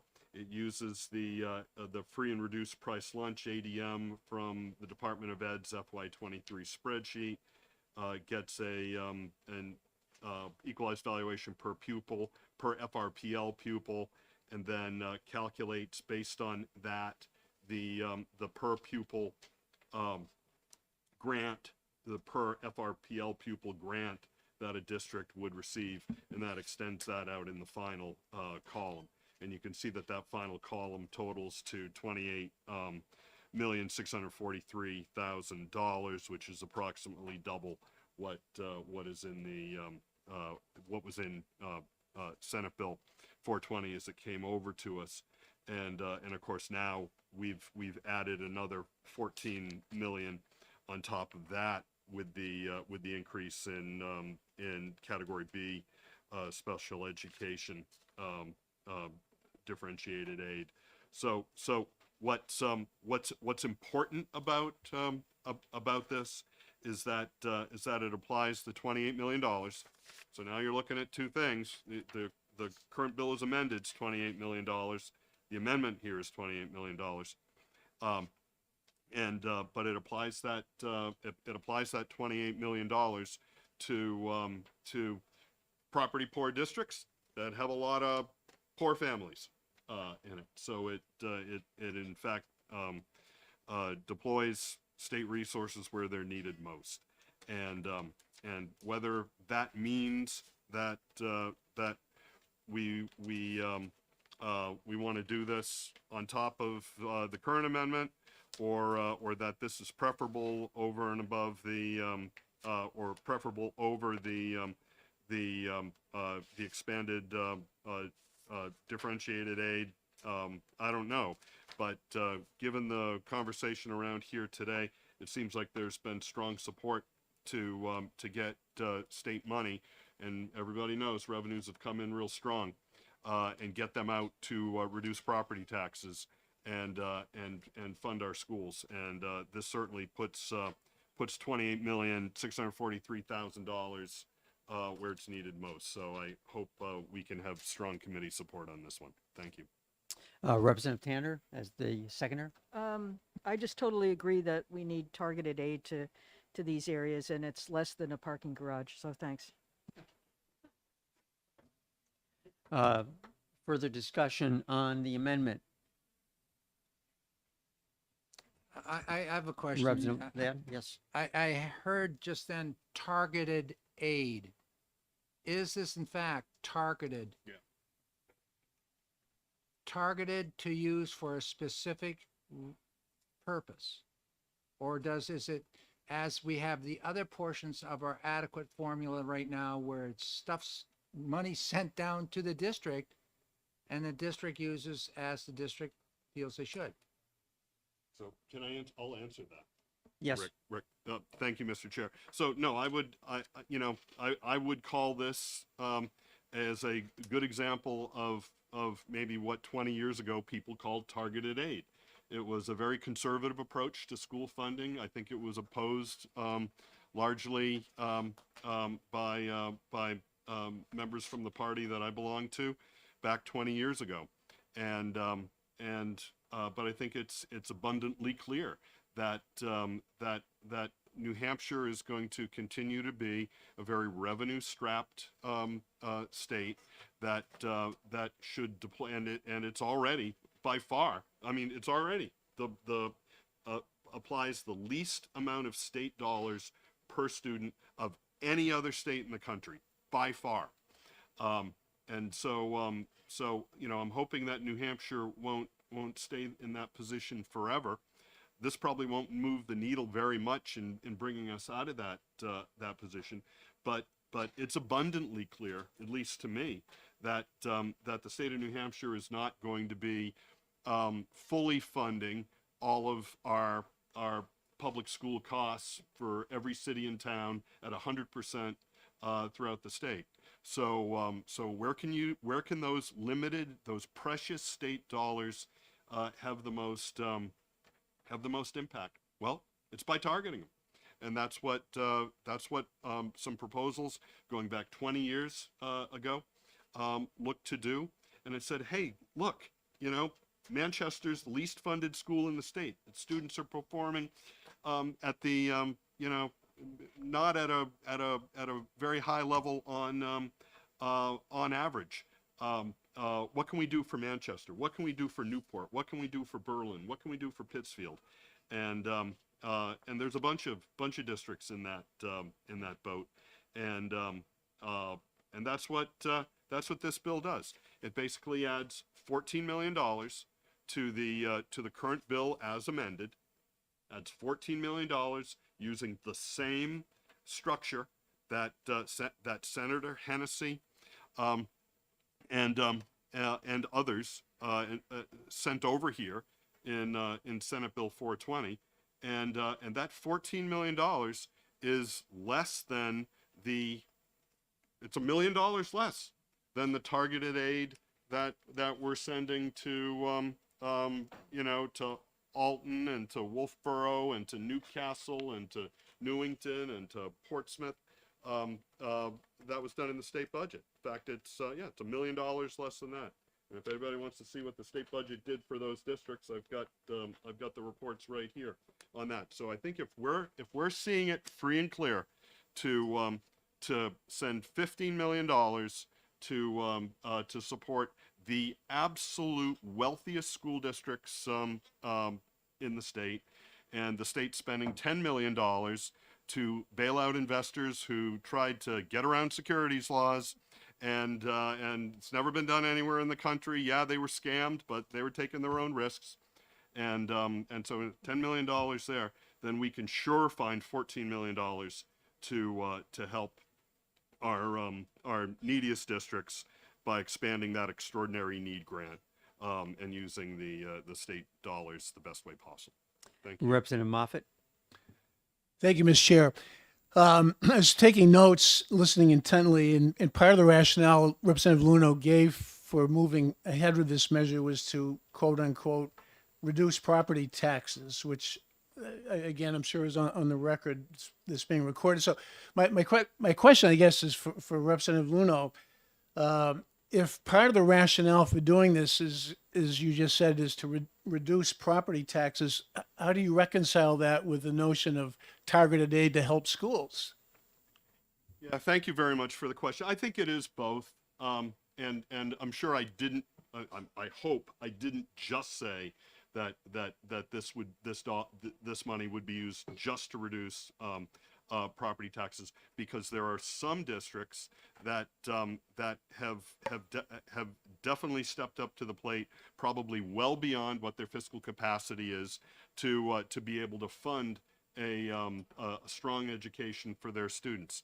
And there's other districts that are trying so hard to do that, but still can't come close. So those districts may actually need to put, and it's a lot of them, may need to put this money towards towards improving special education, towards improving other programs that student takes, and improving student outcomes.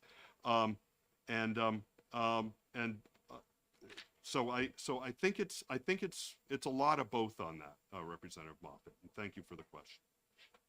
Thank you. Representative Hobson. Thank you, Mr. Chair. And if I could ask a question of Rep. Luno.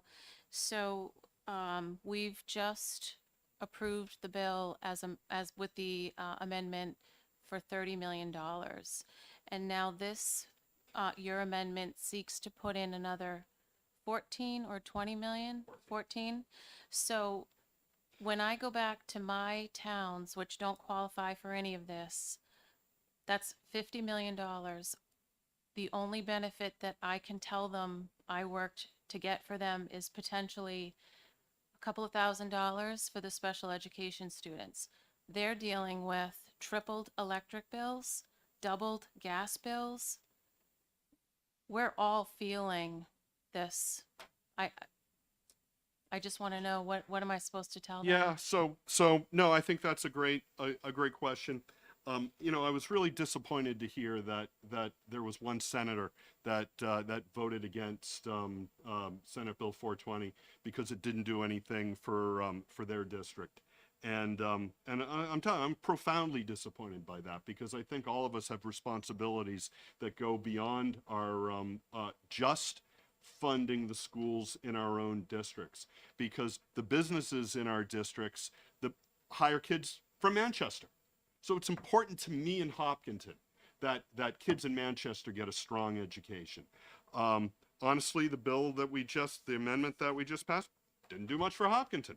And in fact, the amendment that I'm showing you right here does nothing for Hopkinton. And you know what? I got a couple of people in the trades over at my house today, and you know what? They might actually, if they were members of this legislature, they might be sitting on the other side of the room. And I said, look, I'm introducing amendments, and I've got a couple more to talk about that honestly don't do that much for Hopkinton, but they do a lot of good across the state. And they said that's good because that's what we need to do. I agree with you. I would like to see all of our students succeed. I would like all of our towns to succeed. As a state, I feel pride. I just lost my thought. I'm sorry. Sorry. Well, I mean, I'll go at a thought. You know, if that's the way you feel about this, I'm really wondering how people feel about the 15.2 million that was sent as a extraordinary wealth grant to our wealthiest communities as part of the budget. You know, so I mean that's $15 million going to specific communities. Didn't go to Hopkinton. Might have gone to Kingston. I don't know. I'd have to look at the I could look at the report. But you know that I think people across the state recognize where there's need and recognize the importance of applying limited state resources where they're needed, not where they're not needed. And so that's what this amendment seeks to do. I had a follow-up. I remembered what I wanted to say. It's about continuing this. You know, now we have money in the trust fund. It's when we don't have money in the trust fund that I'm concerned about spending beyond our needs. So that's all I wanted to say, but thank you for your comment. Everybody? Seeing no further, I think the clerk is anxious for this vote. All right, we are voting on amendment number 1477 to Senate Bill 420. Representative Ladd? No. Representative Litchfield is no. Representative Bohm? Representative Lakis? No. Representative Moffett? No. Representative Hobson? No. Representative Ford? No. Representative Sodi? No. Representative Nelson? No. Representative Luno? Yes. Representative Cornell? Yes. Representative Tanner? Yes. Representative Ellison? Yes. Representative Mullen? Yes. Representative Woodcock? Yes. Representative Porter? Yes. Representative Hall? Yes. Representative Sullivan? Yes. And Representative Cordelli. No. So this amendment fails to pass. 10 nays and 9 yeas.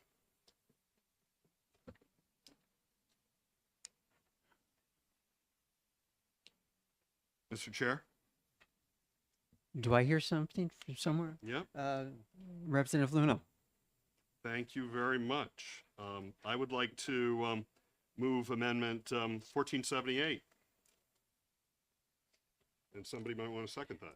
I'll Is- second it. Representative Luno and seconded by Representative Tanner. Would the representative like to speak? Let me flip it around. The number again is 1478. 1478. Yeah.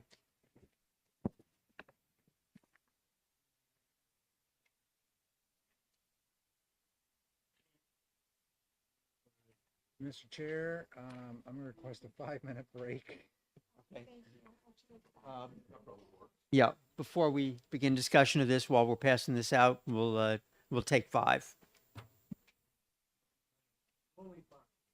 Yes. By the clock on the wall. I think I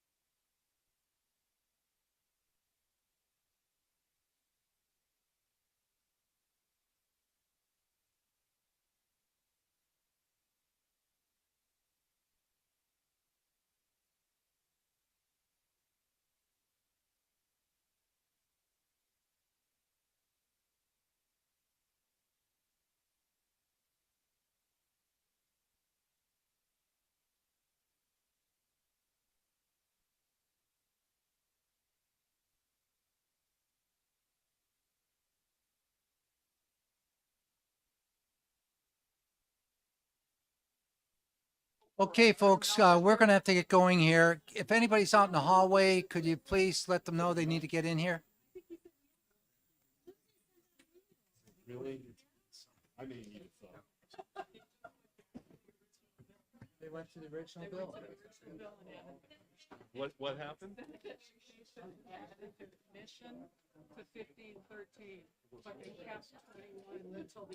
They went to the original bill? No, or No. as amended? The amended. The As bill is amended. Okay, So this is gonna have to work out in the laundry. well, well,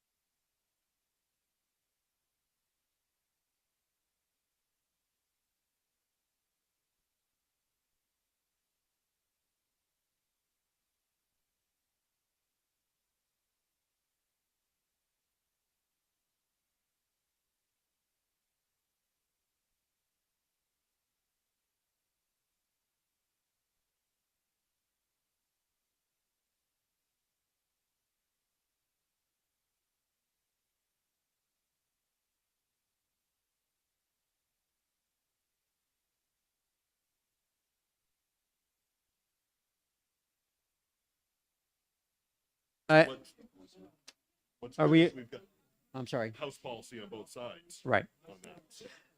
I think we're about ready to reconvene for another amendment, possibly. And I'll and second. And right, it was Luno and Tanner, I believe. And I think we can. Brown, is Melissa out there?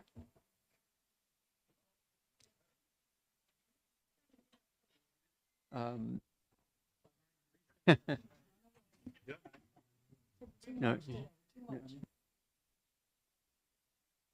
As if Becky and Kathy. Oh, all right, great. Thanks. I'll call on Representative Luno if you have Be delighted discussion. to. Be delighted to introduce this. Thank you very much, Mr. Chair. So, so I'm now speaking to Amendment 1478, which let's see, would probably need to have some massaging if it were to be adopted into a committee amendment with 1384. But let's take it one step at a time. Let me just talk to the amendment and not the technical work that would have to go in should it be recommended. But what 1478 does is actually replace the what I would call the resources free and reduced price lunch extraordinary need grant as presented to us in Senate Bill 420, and replace it with a fiscal capacity disparity grant that we've talked about in this committee before, and was part of the FY 2021 budget and part of House Bill 709 that had passed this committee back in 2019 and was nearly unanimously, passed on the floor of the House. And in fact, it mirrors that that policy in the FY FY 21 state budget, almost right down to the dollar.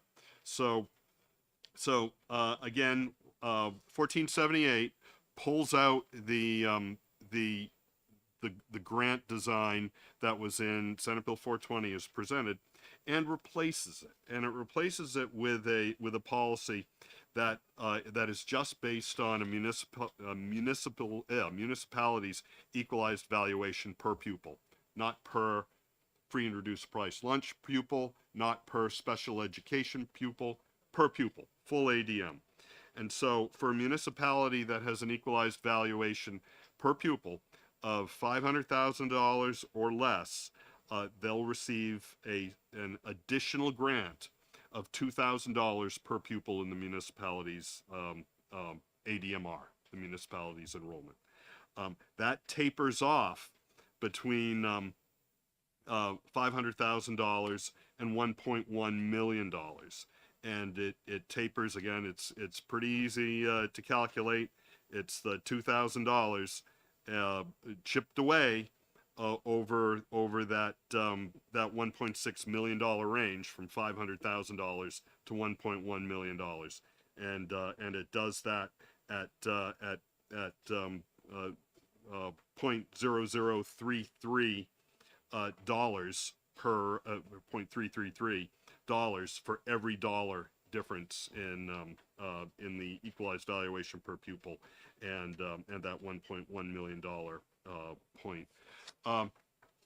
I've also sent around a spreadsheet. Again, I prepared this, not Mark, not the legislative budget assistant, and it shows that calculation. It shows the total grant that would be received by every municipality across the state.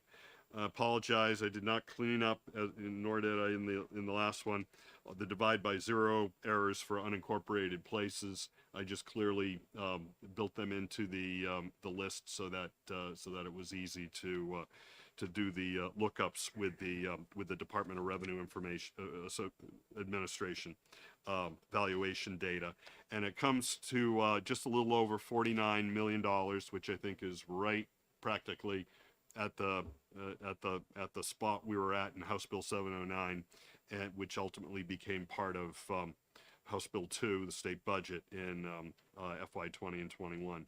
So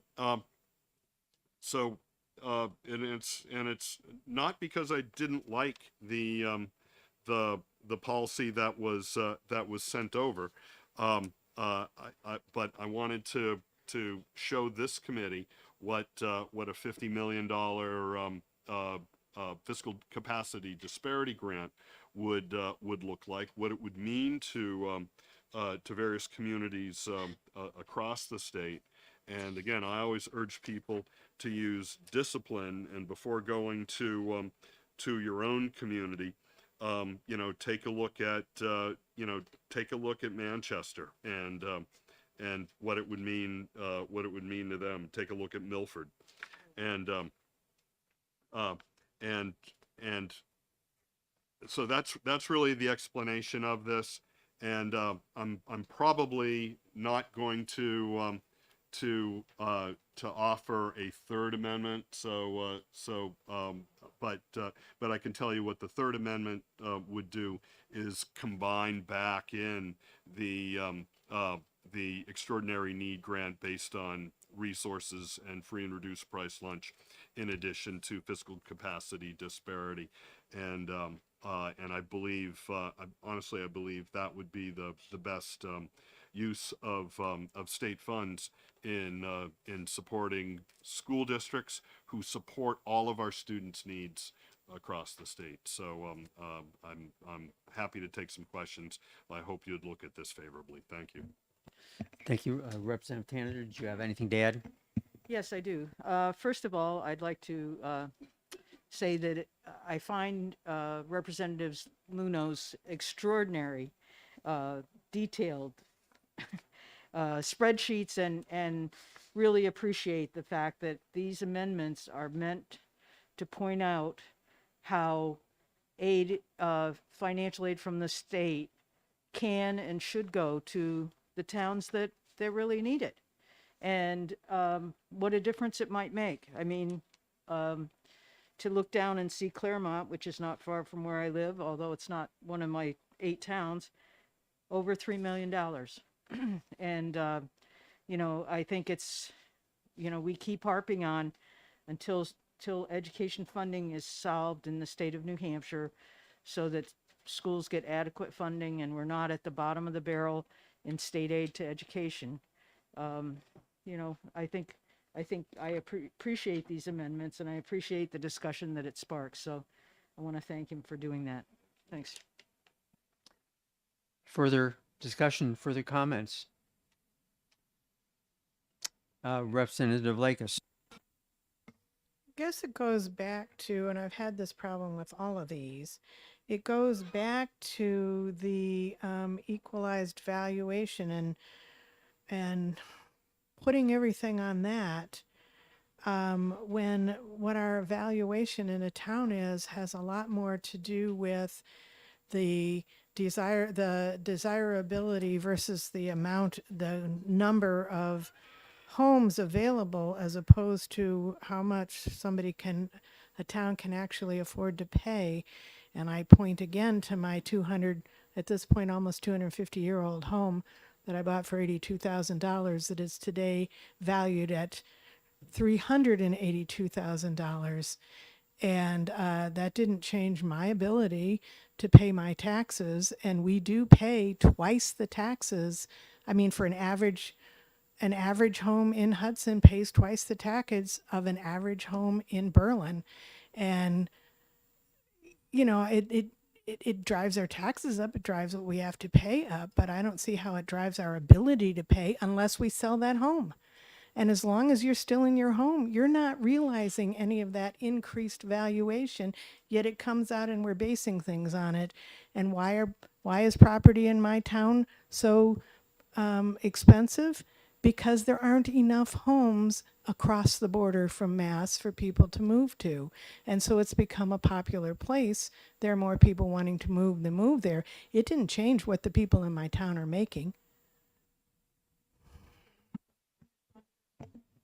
Yes, you may, Representative Tanner. Thank you. Property tax is a vision of the early settlement of the United States and how they chose to say who had the ability to pay. If you had property, you had the ability to pay. Over the years, it's become a regressive tax. It's considered a very regressive tax because in fact, you're right, it doesn't give an accurate indication of a person's ability to pay. And that's why a more statewide tax is more considered more progressive. However, New Hampshire has decided to stay with the regressive property tax and use it for almost everything, and particularly education. And that's why part of the reason we're having the problems we're having. Representative Bohm. Thank you, and I represent on Alicia's comment, which I've been making for years. In the southern part of the state, say a $300,000 house, that same house up in Berlin or Claremont is probably a $150,000 house. So they're saying, hey, and so if their property tax is double mine, they're paying the same amount of money. So that's the problem with property taxes.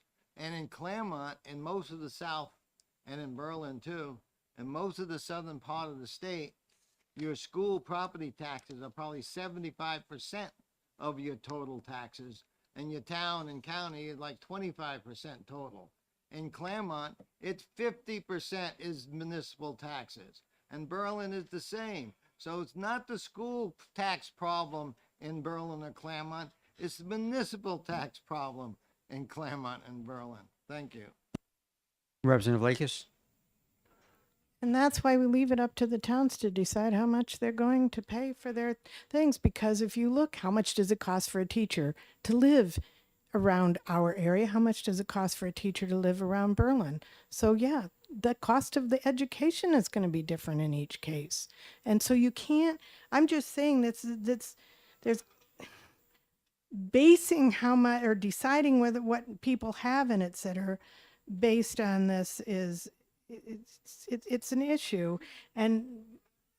But you can't compare different parts of the state anyways, because what it costs to run a school is different. Representative Luno. Thank you very much, Mr. Chair. So, yeah, I want to unpack that one a little bit too.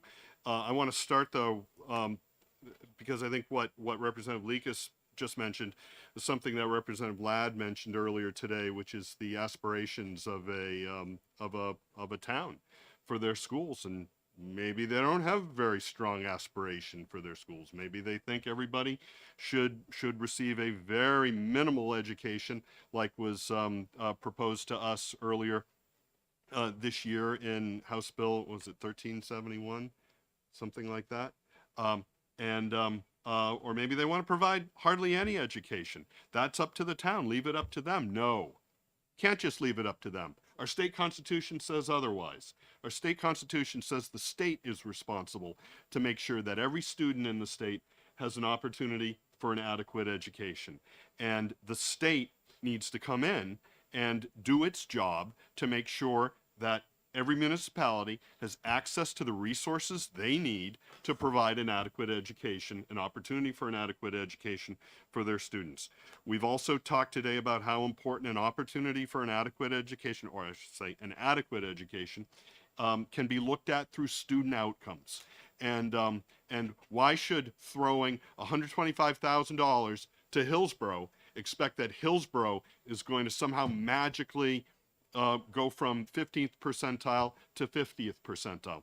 Do we really think Hillsborough's aspiration is for their students to be achieving at the 15th percentile? I bet not. I bet people in Hillsborough are working damn hard to find the money to put and fund their schools, and they're doing the hardest they can, but they need a little bit more support from the state. So what would this do for Hillsborough? I haven't even looked. For Hillsborough would bring in put $852,000 to Hillsborough. Certainly a lot more than the $150,000 that Hillsborough's seeing in the other bill. In the original bill. But is enough to move the needle? You know what? You start giving a district $1 million on top of a underfunded district. Yeah, that's starting to move the needle. It's moving the needle for Claremont. It would move the needle for Berlin. It would move the needle for Pittsfield and for Hillsborough, and a lot of districts across the state. So no, it's not just left up to the town to decide whatever they want to do. We have a responsibility around this table. We have a responsibility in the legislature, and the governor's got a responsibility to make sure that that every student has opportunity for an adequate education. It's the state's responsibility to make sure that districts have the access to the resources they need to make sure that happens. I agree with you, Alicia, that the costs in every district can be different. You used the word costs. I was really careful in listening to that. But I think what you may have meant to say was that the funding in every district. All right, the costs in every district, meaning districts that have more free and reduced price lunch students, it's going to cost a little more. Districts that have more special education students, it's going to cost a little bit more. Districts that have a high English language learning population, it's going to cost a little bit more. And that can be calculated out for every district in the state to provide an opportunity for an adequate education. And you'll clearly see that it costs more to educate 1,000 students in Manchester than 1,000 students in Bedford, based on that. But Bedford's access to resources is much greater than Manchester's access to resources. And that's all these bills, that's all these amendments try to bear out.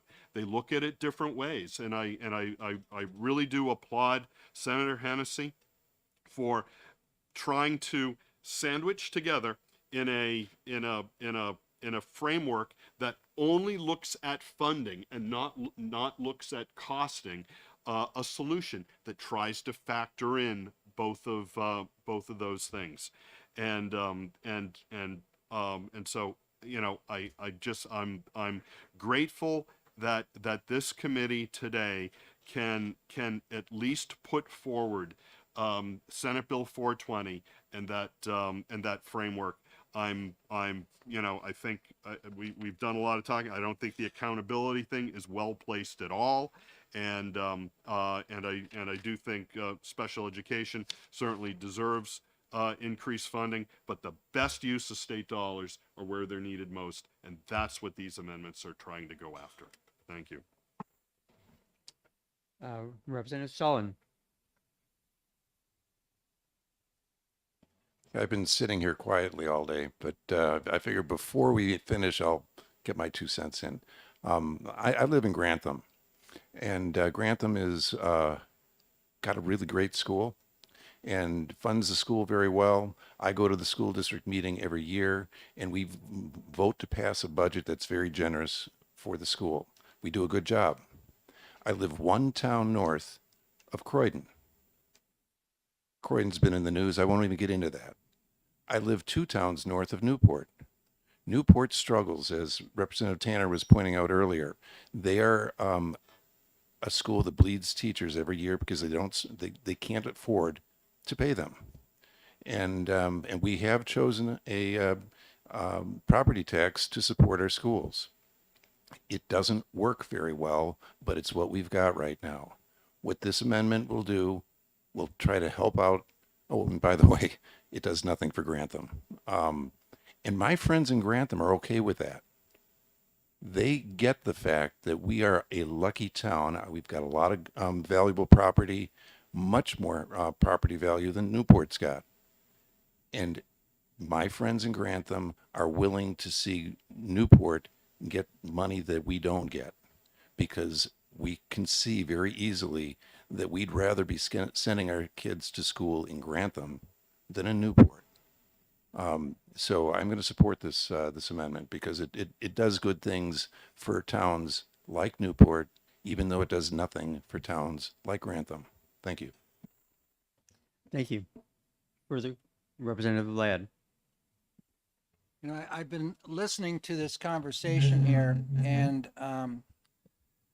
Representative Luno, you and I have been through this many, many times. This is, you know, all the factors and the elements that go into a formula like this.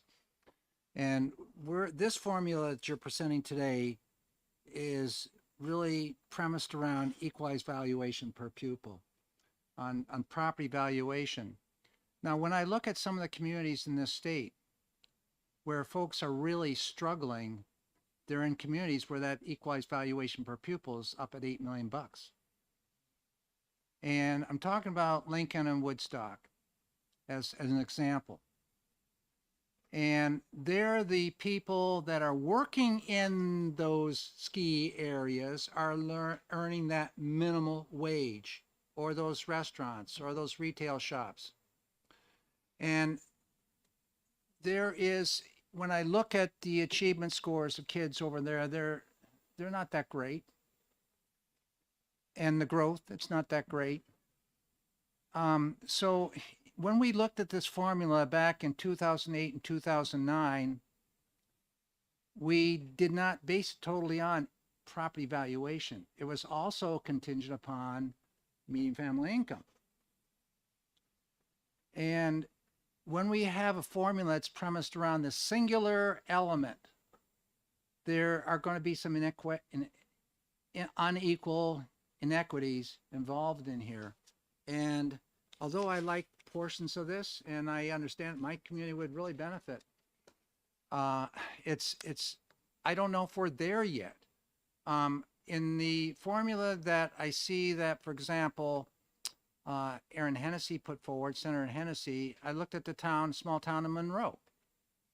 Monroe is a small K-6 district, tuitions their kids to St. Johnsbury Academy. It also is on the Connecticut River, where there's a huge, huge dam that generates a lot of power and a lot of bucks.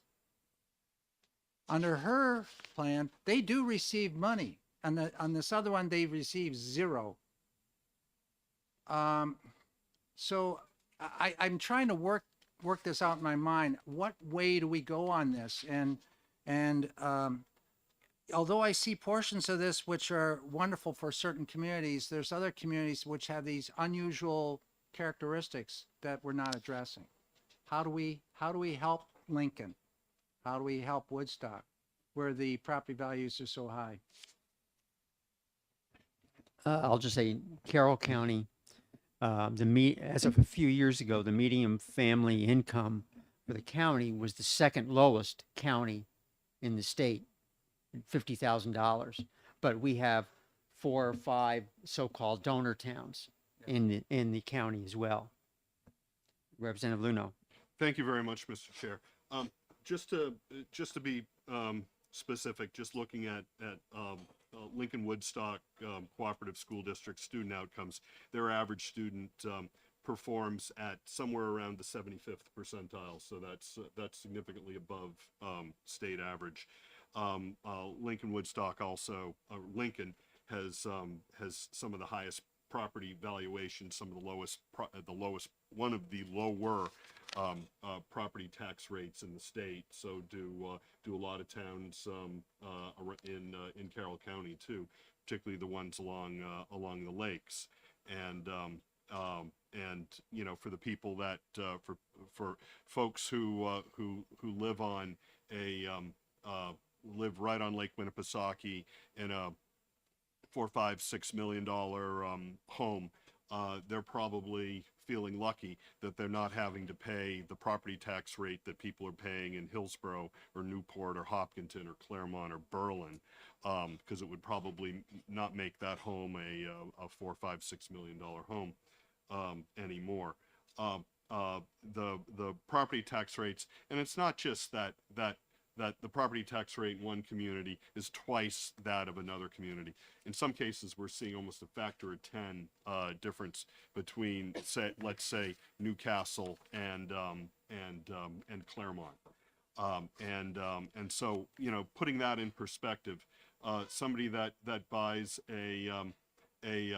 I don't even know if you can find a $3 million home in Newcastle, but let's say a $6 million home in Newcastle could be paying, you know, almost the same property taxes as somebody who lives in you know, an average house in Claremont. Same dollars in property taxes, but a $6 million home. And you know, they could have moved up from New York City. They could be a money manager in Manhattan, come up on weekends. Pretty sure that the person who bought that $6 million home, again, it's access to resources, has access to resources beyond what the average homeowner in Claremont has. So just to say that somebody should go from one community paying you know, a fraction of a percent of their home value in property taxes, and then in another community, Claremont, I think it's nearly 5%, isn't it? $50 per thousand? Yes. Like close to that. So 5% of their home value in property taxes. And that's what the equalized valuation per pupil formula, straight formula, goes to at least providing some state support for those communities, and it does so in a measured way where it provides the greatest support to the communities with the least valuation, and then tapers that off as you approach to the average in New Hampshire. So thanks. Representative Lake. I'm just making sure I understand. So you're saying 5% is high and out of line and they shouldn't have to pay that? I pay that. And we have a good school and we pay lower than the average state expenditure per pupil in Hudson. And so I'm not sure I understand.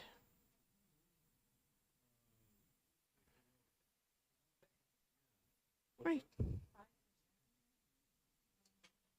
Over 5 point something. Any, I didn't say no. So 5% is $50 per thousand tax rate, right? Yes. Is I'm not $50 arguing with per that. I'm thousand waiting is to find out where 5%. you're going. What's that? I'm not arguing with you. Oh, I thought you were. No, I was waiting for you to continue. No, my comment was if 5%, you gave us forms a while ago that told us what percentage each town paid and how much money each town paid on an average house. And that was the things I was going from, the stuff you passed out earlier at another time. And that's why I'm wondering, a bunch of us pay that much in our taxes. And I noticed on that form that yes, we tend to pay on our average house in our town compared to an average house in Berlin. I don't remember what it was in Claremont. We tend to pay twice as much because our houses are valued at more, but we tend to make twice as much. So to me, that's equitable. I mean, I don't see that as a problem. And we pay less, we spend less per pupil in our town than the state average, and we do very well. And that's why I'm saying I don't think either property valuation or spending or whatever has a, that you can draw these conclusions from that. No, I mean, you can draw a lot of conclusions from tax rates, and Hudson pays, in 2020, total tax rate was 2137, and Claremont's, You can't compare rates. You have to compare amounts. no, you can compare rates. You absolutely can compare rates. And Claremont's total tax rate was $40.72. That's based on equalized valuation. But our evaluations are much higher, so a lower rate will give you the same amount of money. I understand how the math That's why I'm works. saying. That's why I'm saying you have to compare amounts because rates are all totally dependent upon what your valuation is. So somebody that lives in twice the value home in Hudson, earning a higher income, living on the Massachusetts border, pays the same amount as somebody living in a home worth half as much, working in Claremont. That's what you're saying. That's saying true. we end up paying twice. Well, I don't know about Claremont. I know we pay twice as much as Berlin. Okay. Anything further from? And I don't have a the problem committee? with that. Anything further from the committee on the amendment? Seeing nothing, Madam Clerk? This is Amendment 1478. Representative Ladd, No. Representative Litchfield is no. Representative Bohm, Representative Lakis, No. Representative Moffett, No. Representative Hobson, No. Representative Ford, No. Representative Sodi, No. Representative Nelson, Representative Luno, Yes. Representative Cornell, Representative Tanner, Yes. Representative Ellison, Representative Mullen, Yes. Representative Woodcock, Yes. Representative Porter, Yes. Representative Hall, Yes. Representative Sullivan, Yes. and Representative Cordelli. No. So the amendment fails, 10 nays to 9 yeas.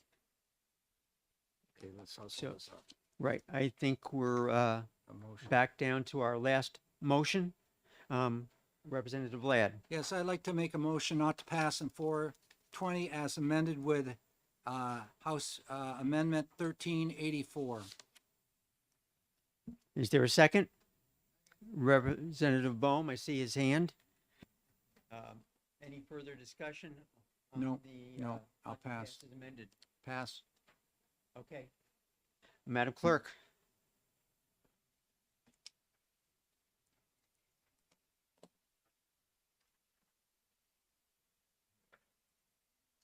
Representative Ladd, Yes. Representative Litchfield is yes. Representative Bohm, Representative Lakis, Yes. Representative Moffett, Yes. Representative Hobson, Yes. Representative Ford, Yes. Representative Sodi, Yes.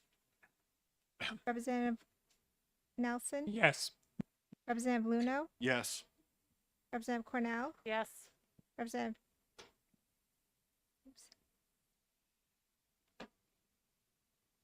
Representative Tanner, Yes. Representative Ellison, Yes. Representative Mullen, Yes. Representative Woodcock, Yes.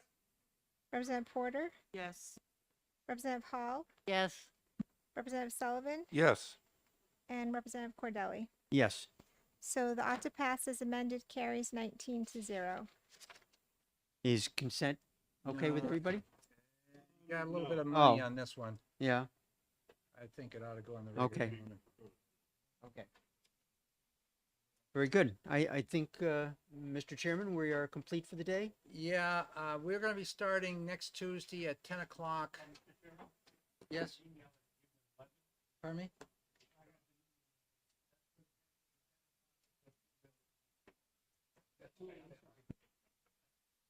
Okay, so this leaves 5 bills which we have to address.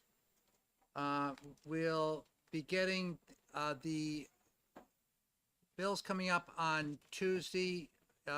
You'll get a hold of those right off here.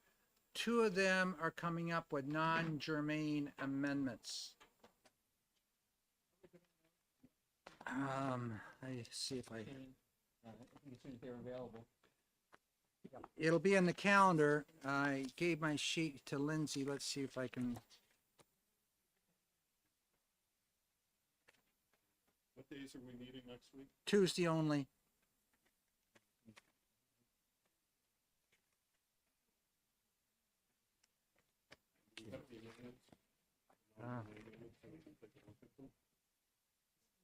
They're, Uh, they're in, oh, well, it's still, the backlog.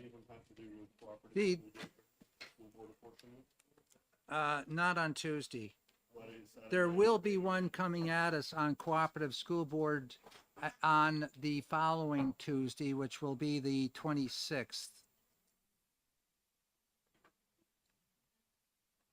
The 2 bills coming up that have non-germane amendments for Tuesday coming here. Do you have those down? I gave my sheet to Lindsay. Okay, yeah. 353. 353 and. Oh, I'm sorry, no. No, That's no, 236. 236 and 352. 236 and 352. 350. Go ahead. I believe we have the amendments on both of those, and we will mail those out to the committee. Those will be in the calendar also.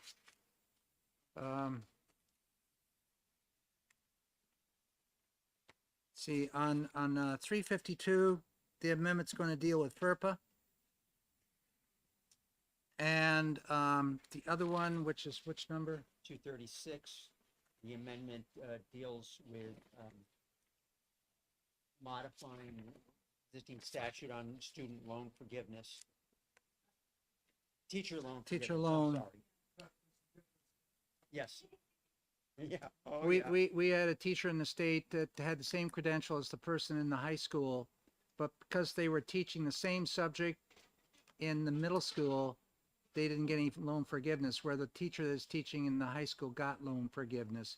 It's a federal law. They're looking at our state, other states where they have that by the certification and the requirements. If they were in the middle school, that individual in another state would have gotten loan forgiveness. But because the way our statute is written, the poor teacher in the middle school didn't get any forgiveness. Same exact credential, teaching the same thing to kids which are prepared for it in the middle school in the 8th grade. You know, as we're trying to teach competencies, it's something that has to be fixed. So it's nothing, I don't think, that's really off the charts. We're just trying to assist an individual that was elsewhere in this state that.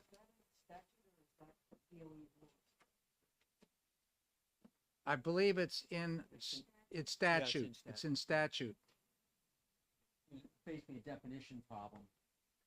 It's going to have to modify RSA 189:25, and the sentence, what's in this particular non-germane amendment, reads as such: provided, however, that for the purpose of eligibility for state or federal teacher loan forgiveness programs, teachers of grades 7 through 12 shall be considered teachers of secondary school. See, in our state, K through 8, elementary, and then if you're an elementary teacher or a middle school teacher, you don't get that loan forgiveness. Pardon me? Correct. Thank you very much. Have a good evening. Drive safe, Lee. You're leaving early today, yes.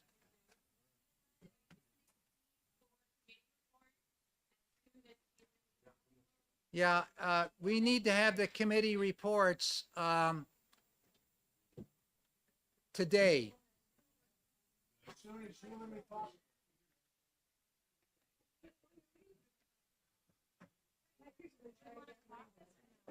Pardon me? No. Time to go home. Time to write a committee report.